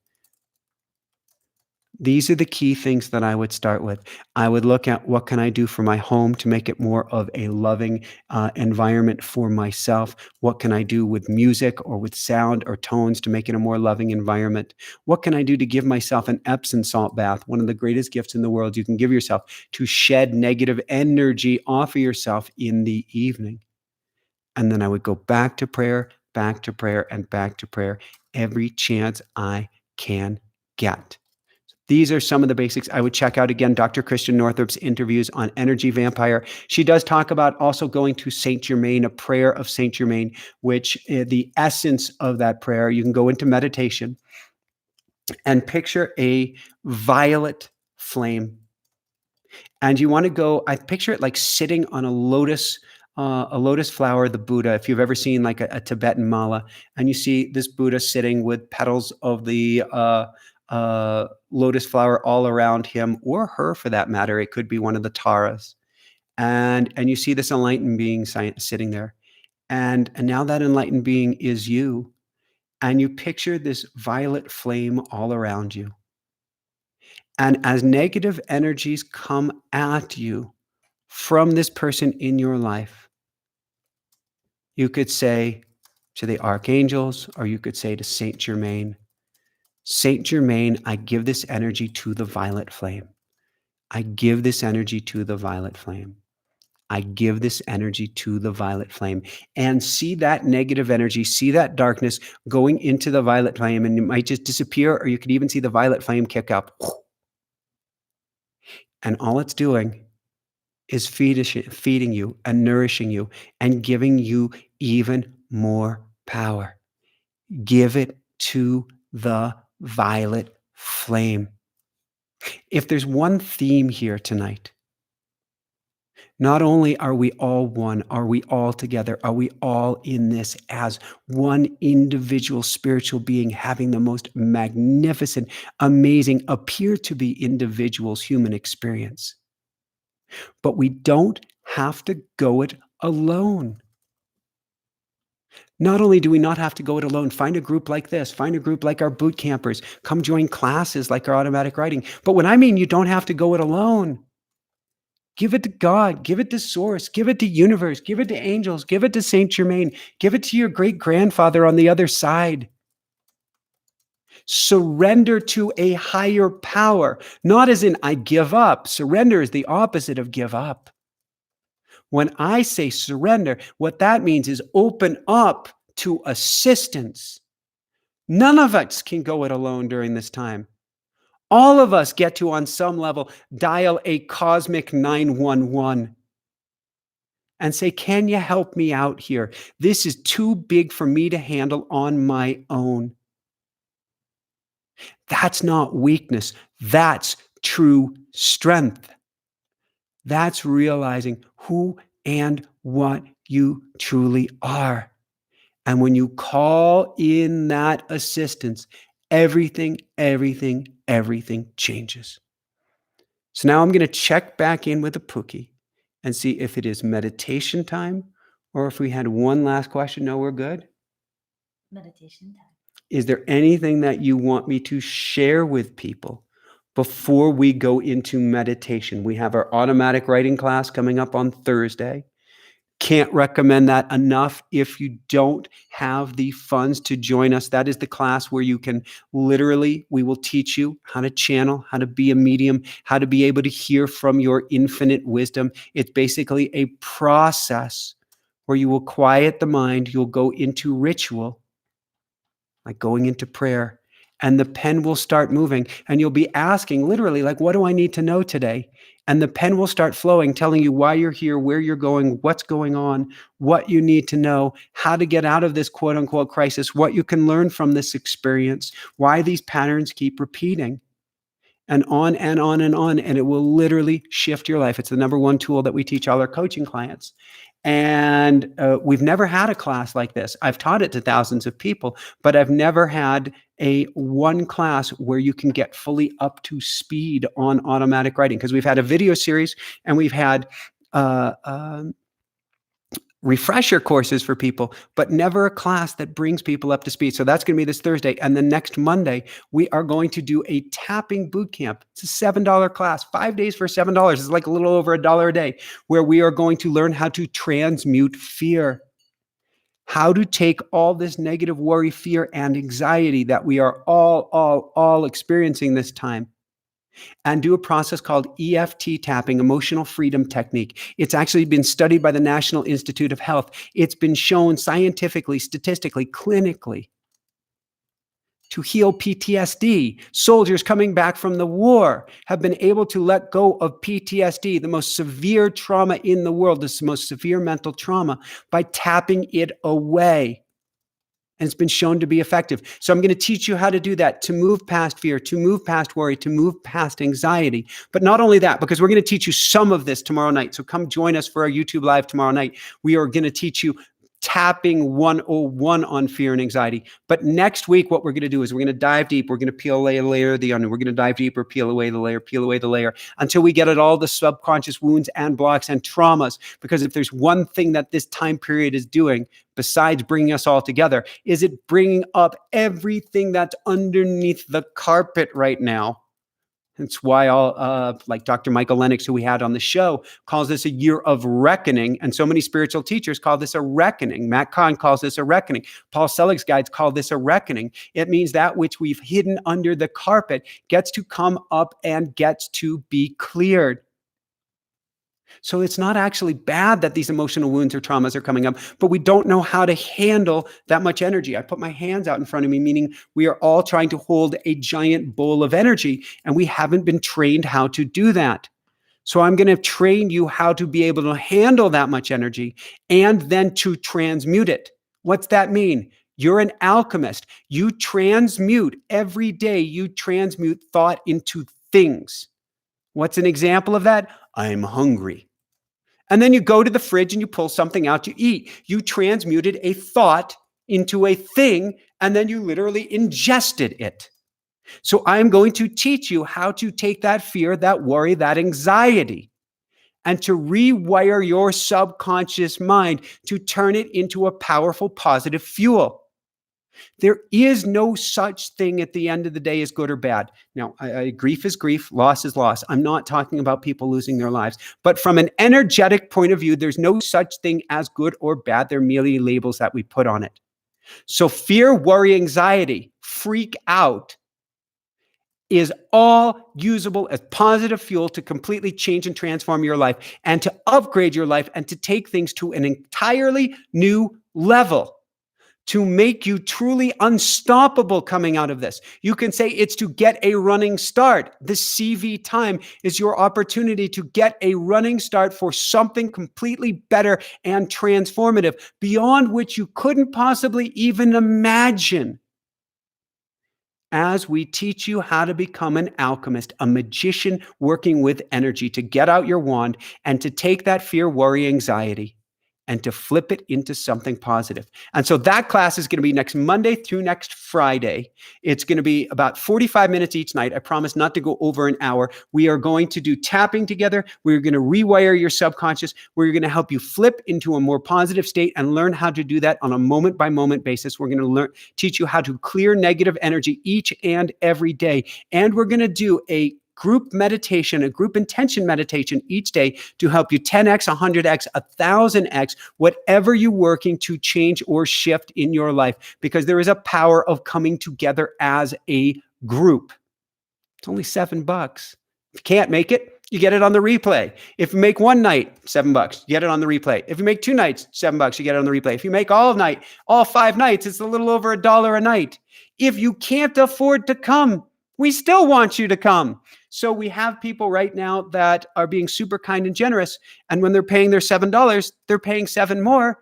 And they get 2 people in because we match it. And so we have scholarships available. So if you can't make it, come make it.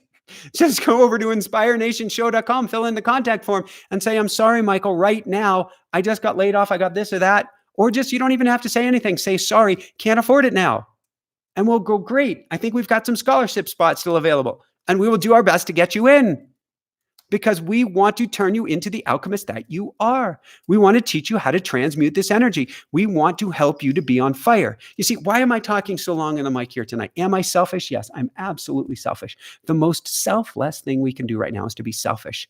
The more that I can help you to become the light worker, the light warrior, the beaming, bright, shiny, bright beacon of light that you can be, the more it helps me, the more it puts my world at ease, the more it works, it puts other people's lives at ease. Tripping over my tongue. It's time to get to our meditation.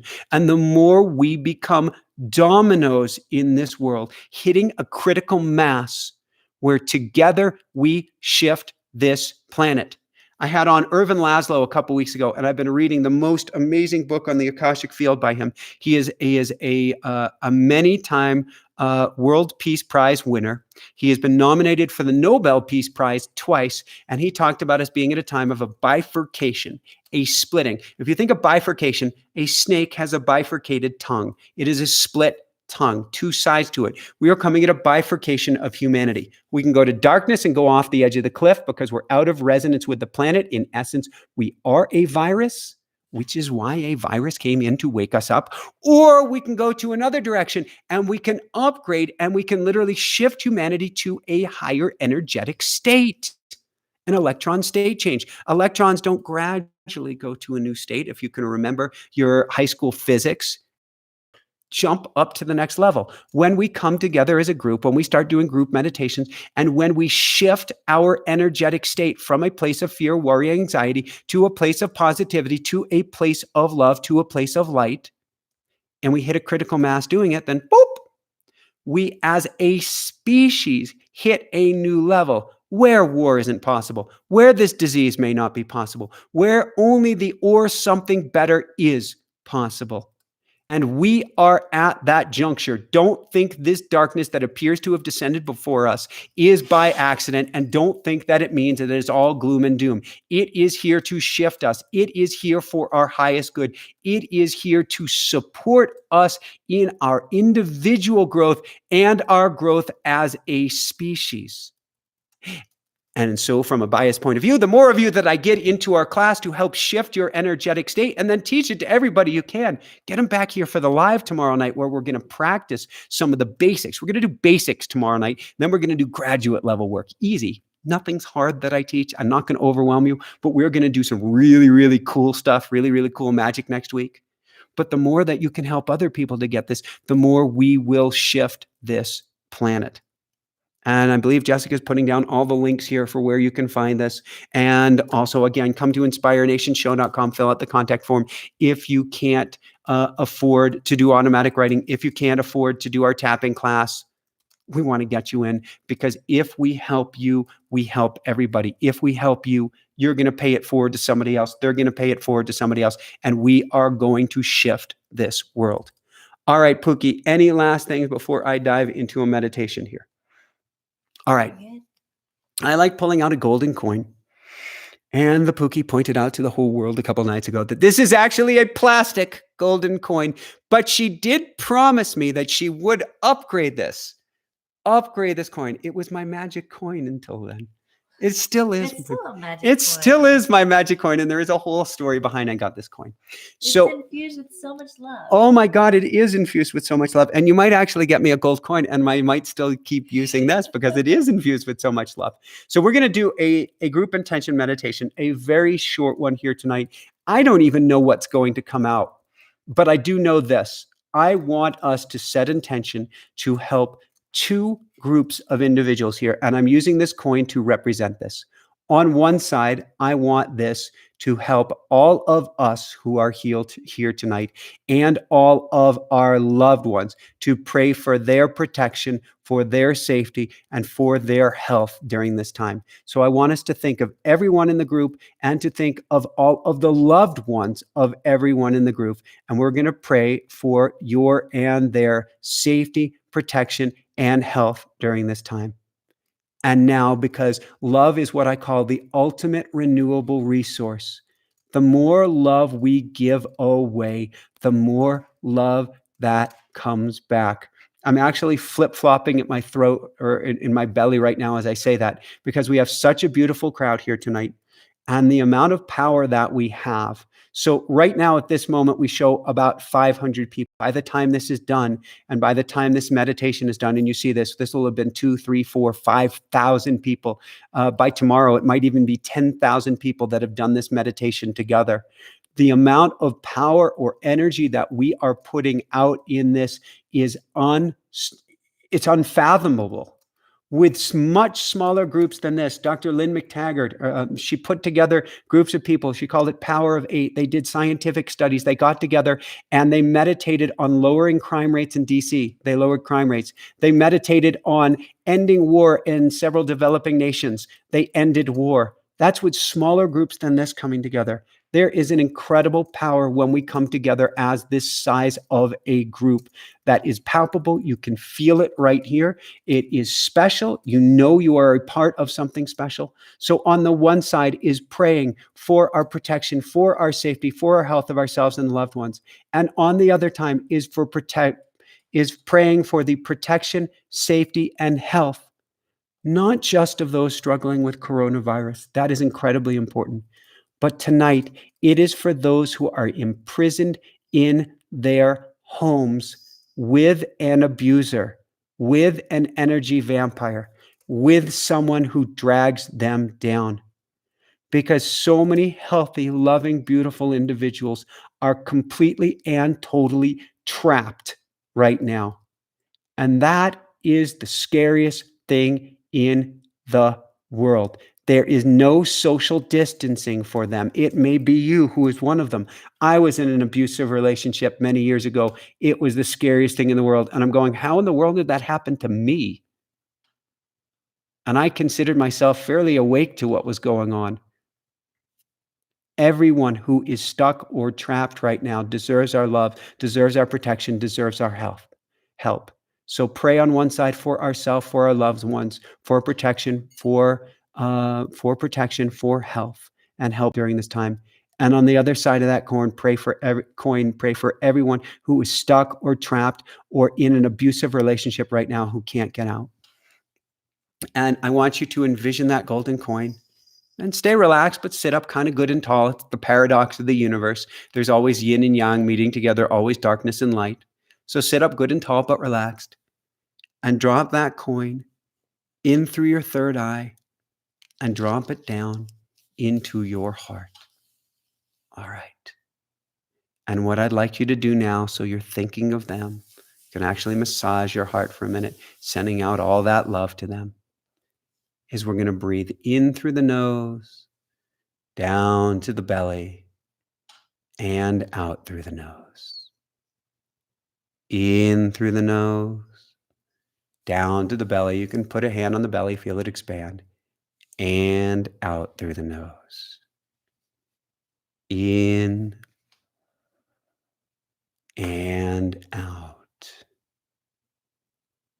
In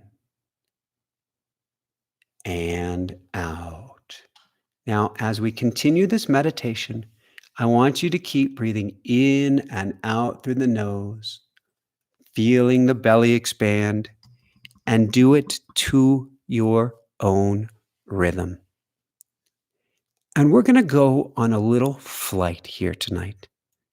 And I bet you had no idea that we were going to go on a flight. I had no idea. Going to keep breathing in and out. In and out. And I want you to look to your right side with your imaginary eye, just to the corner of your field of vision. And you see the most amazing Turkish rug, or Ottoman carpet for that matter. It's got little frills at the edges. It's got an intricate pattern. And it's kind of got this golden sheen to it. It looks like it's been sewn with some silk threads or golden threads. I want you to keep breathing in and out as you scoot over from your chair and put yourself on your magic carpet. Keep breathing in and out and wiggle your butt back and forth. Feel yourself on the carpet. Move your feet a little bit. Feel your feet on the carpet too. Run your hands or fingertips back and forth and feel them on the carpet as well. This is a special sacred carpet. It's your safety zone. Absolutely no harm can happen to you on this carpet. Only good. And so I'm going to have you continue to breathe in and out. And I'm going to count to the count of 3. And when I do that, I don't want you to be alarmed, but we are going to bounce up to the upper corner of your room, right up by the ceiling. Are you ready? 1, 2, 3. You're now up, hovering in your room, hovering above yourself, hovering above anyone else in your room as well. You're completely safe. It's kind of cool to be hovering there, and you are at peace. See yourself down below, and I'd like you just imagine you're sending yourself love. In fact, you can see a golden string forming between yourself in the carpet and yourself down below as you shoot out golden love and light from your heart to the heart of the one who sits below. Keep breathing in and breathing out. Now what we're going to do is we're going to go a little bit higher. Don't worry, you're perfectly safe on this magic carpet. You can still run your hands back and forth on the carpet. Feel how safe you are.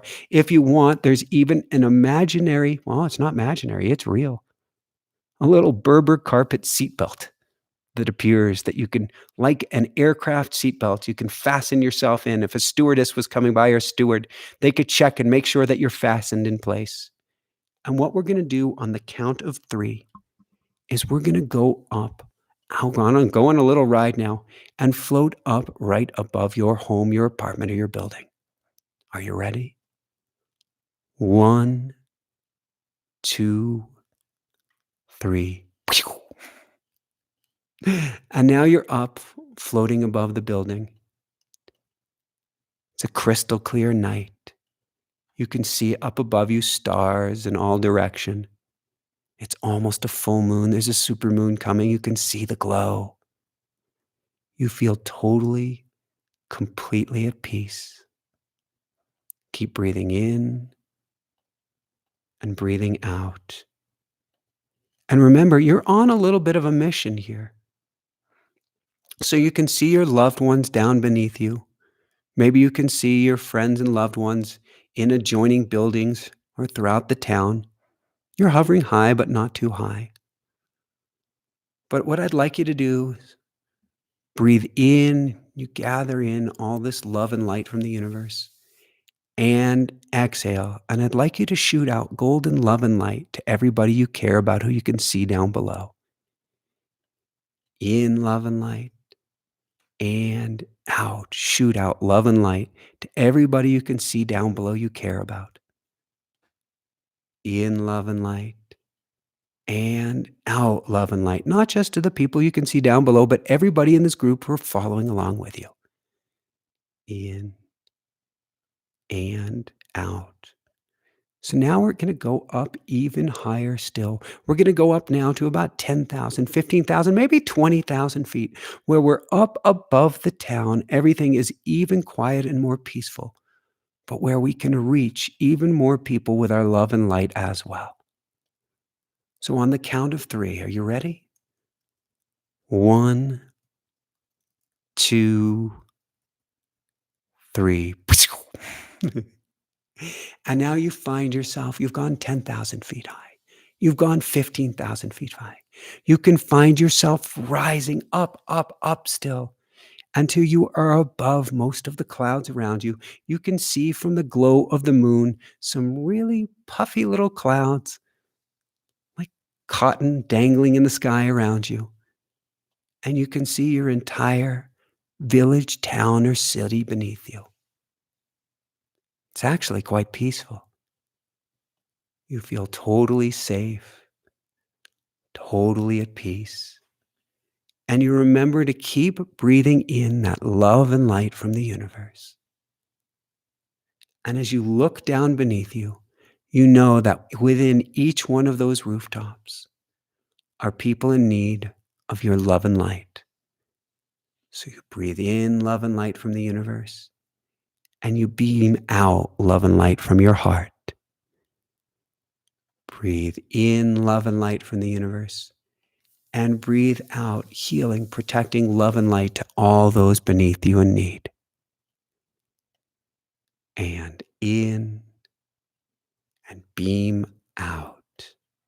We're going to just stay here for a minute as you continue to collect in all that love and light from the universe you can and shoot it out to everybody in need down beneath you coming out of your heart. Remember, love is truly the ultimate renewable resource. The more you send out now, the more that comes back to you. And in the power of the group, tenfold, 100-fold, 1,000-fold still. In and out. In and out. Keep sending that love and light to everybody you can see down below or to every rooftop, knowing there's someone in need down below those roofs. So now it sounds like you're getting the hang of it. So we're going to go up a few more times here. We're going to have some real fun with this. So some of the world's greatest skydivers have skydove, if that's a term, from 100,000, 110, 120,000 feet or more. And so we're going to go up higher than the highest jet plane can go, where there's barely enough oxygen for motors to fire. And we're going to do this in the safest, gentlest fashion. Double check your seatbelt. Rub your hands against the carpet. Squirm your butt against the carpet too, and even pat your feet against the carpet, this magic divine carpet that keeps you perfectly safe. And on the count of 3, we are going to go up, up, and up still. 1, 2, 3. And we're going up 30,000, 40,000, 50,000. We feel a gentle breeze. We're completely protected. In fact, mysteriously, we're staying warm because we are protected in this bubble of love and light. 60, 70,000, 80,000, 90,000, almost higher than the highest planes. 100,000 feet, 110. We're at 120,000 feet high. It's silent. The stars are like crystals. We can almost reach out and touch them beneath us. And you look down from this amazing state of bliss, hovering above the tallest cloud. And you can see glimmering lights of the entire continent beneath you. You breathe in this magical air and out. And in and out. And now as you breathe in, you remember to collect in all that love and light you can from the universe. You can see your heart glowing bright. You can see your lungs glowing bright. You feel your entire body becoming a little star itself. You breathe in this love and light. And you start to beam out this love and light to everyone who needs it on the entire continent below. You breathe in and out. Breathe in love and light. Beam it out from your heart to everyone who needs it down below. And in and out.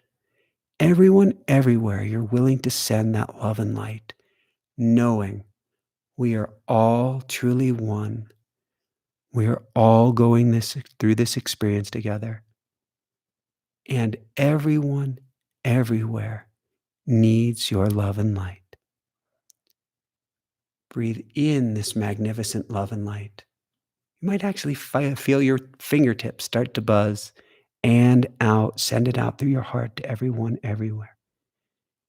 In love and light, you feel your fingertips buzzing, your toes are buzzing too. Maybe your hair is even standing on end. And out, that love and light. In love and light. And out, knowing that with every exhale, you are helping everyone down below in need.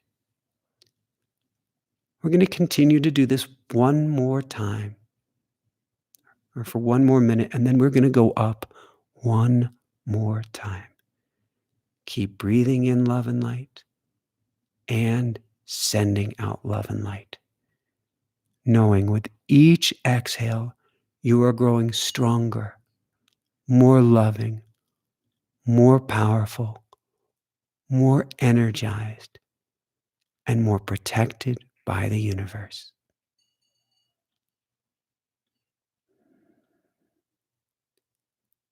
Can you feel that peace?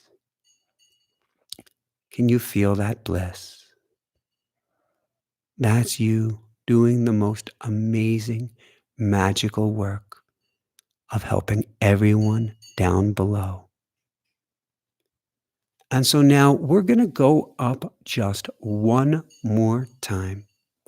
I bet you didn't know when you signed in here tonight that you were going to become an astronaut, that we were going to leave Earth's gravitational field, and we're going to be able to see this amazing blue dot from somewhere up above. So first, I want to make sure you're secure. Double check your seatbelt.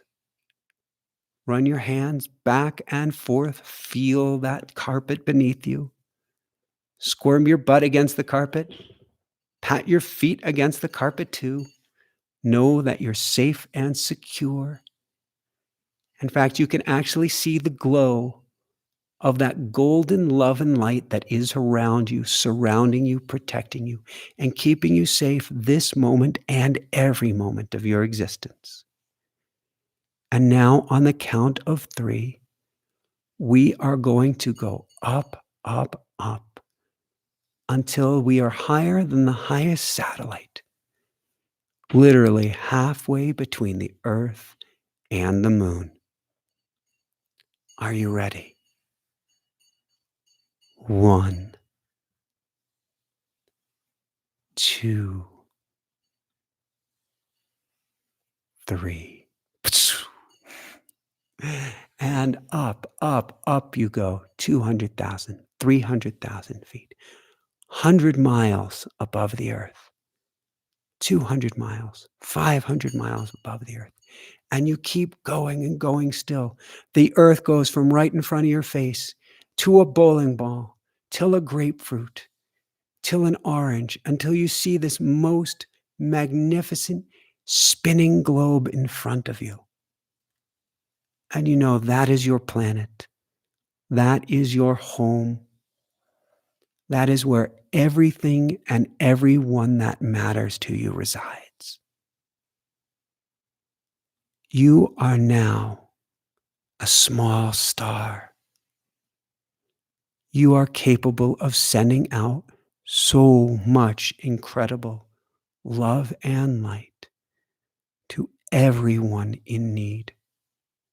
And just like the sun herself, you're willing to send it out, irregardless of someone's race, color, what they've done, what they haven't done, who they are, where they are, anything about them, their bank account, or anything else.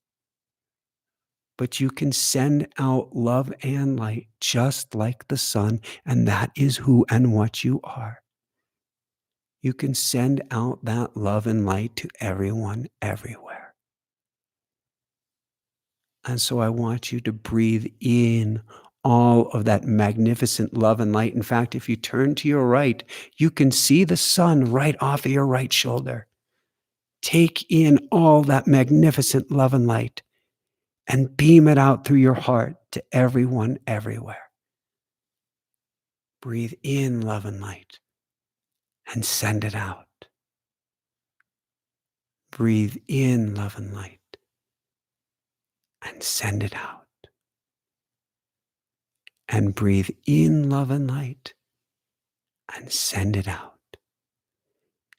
As you keep breathing this in and keep sending it out, you realize this is your true self. This is your authentic power. You have the power to heal. You have the power to give hope. You have the power to give love. And you have the power to give life. For whenever you go to this glowing golden state that is your true essence, you change everyone and everything around you. We are all swimming in a field of energy. Whether you're in your room, your home, your apartment, or 100 of miles above the earth, we are all perfectly interconnected.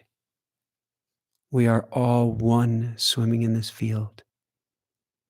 And we all make the most magical, magnificent difference.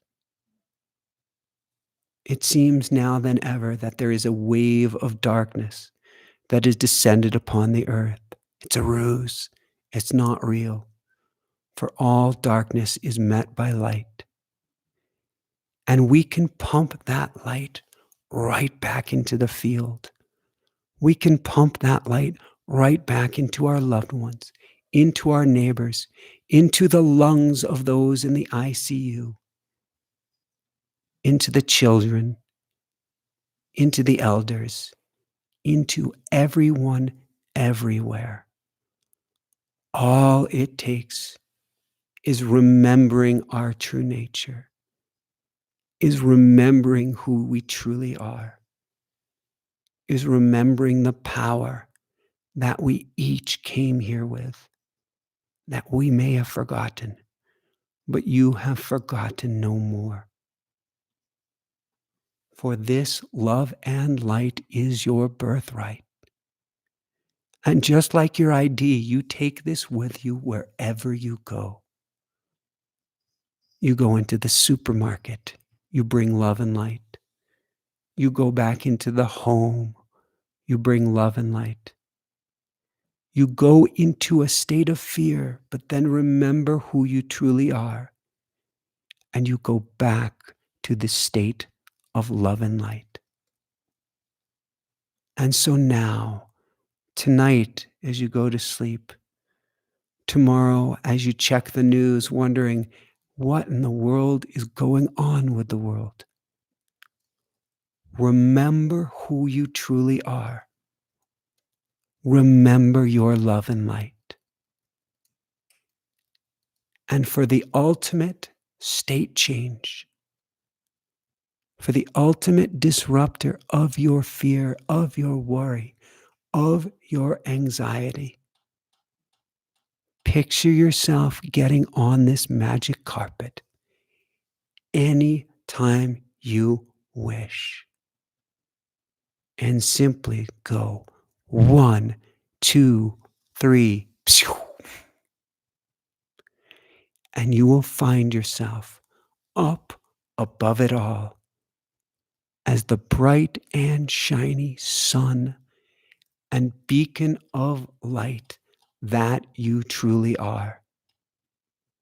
And from here, you are perfectly safe. You are perfectly secure.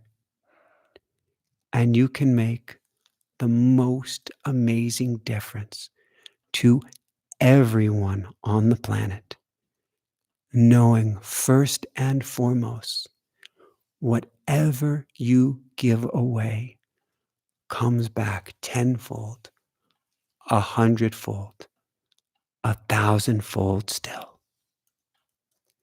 So when you catch yourself pulled down, go to the light. When you catch yourself in a state of fear, go to the light. When you feel yourself helpless, hopeless, or without any idea of how in the world to help the world, go to the light. This is who you are. This is your birthright. So feel free to stay in this meditative state as long as you would like. Then come join us tomorrow night for our tapping YouTube Live. Come join us Thursday for our automatic writing class to learn how to tap into your true spiritual divine self and get wisdom from beyond. And then come join us again for our amazing boot camp next Monday through Friday, where we will do a group meditation like this each and every evening after we teach you together as a group, amplified by the power of the group, how to flip all of your fear, all of your worries, all of your anxieties to the other side of the coin of love, of light, and of to the most amazing, positive, powerful possibilities in your life. I can't wait to see you there. I am just a reflection of you. You are the reflection of you. We are all the divine. We are all one. We are all capable of infinite greatness and goodness. Radiate your love and light on the world. And whenever you trip and fall, love yourself up like there's no tomorrow and send out even more love and light everywhere you can. I love you guys so, so much. Have the most beautiful, beautiful evening ahead. Can't wait to see you tomorrow and at our classes. Up above and beyond all else, shine bright like that amazing light in the sky that you are. Love you guys. Woohoo. See you tomorrow.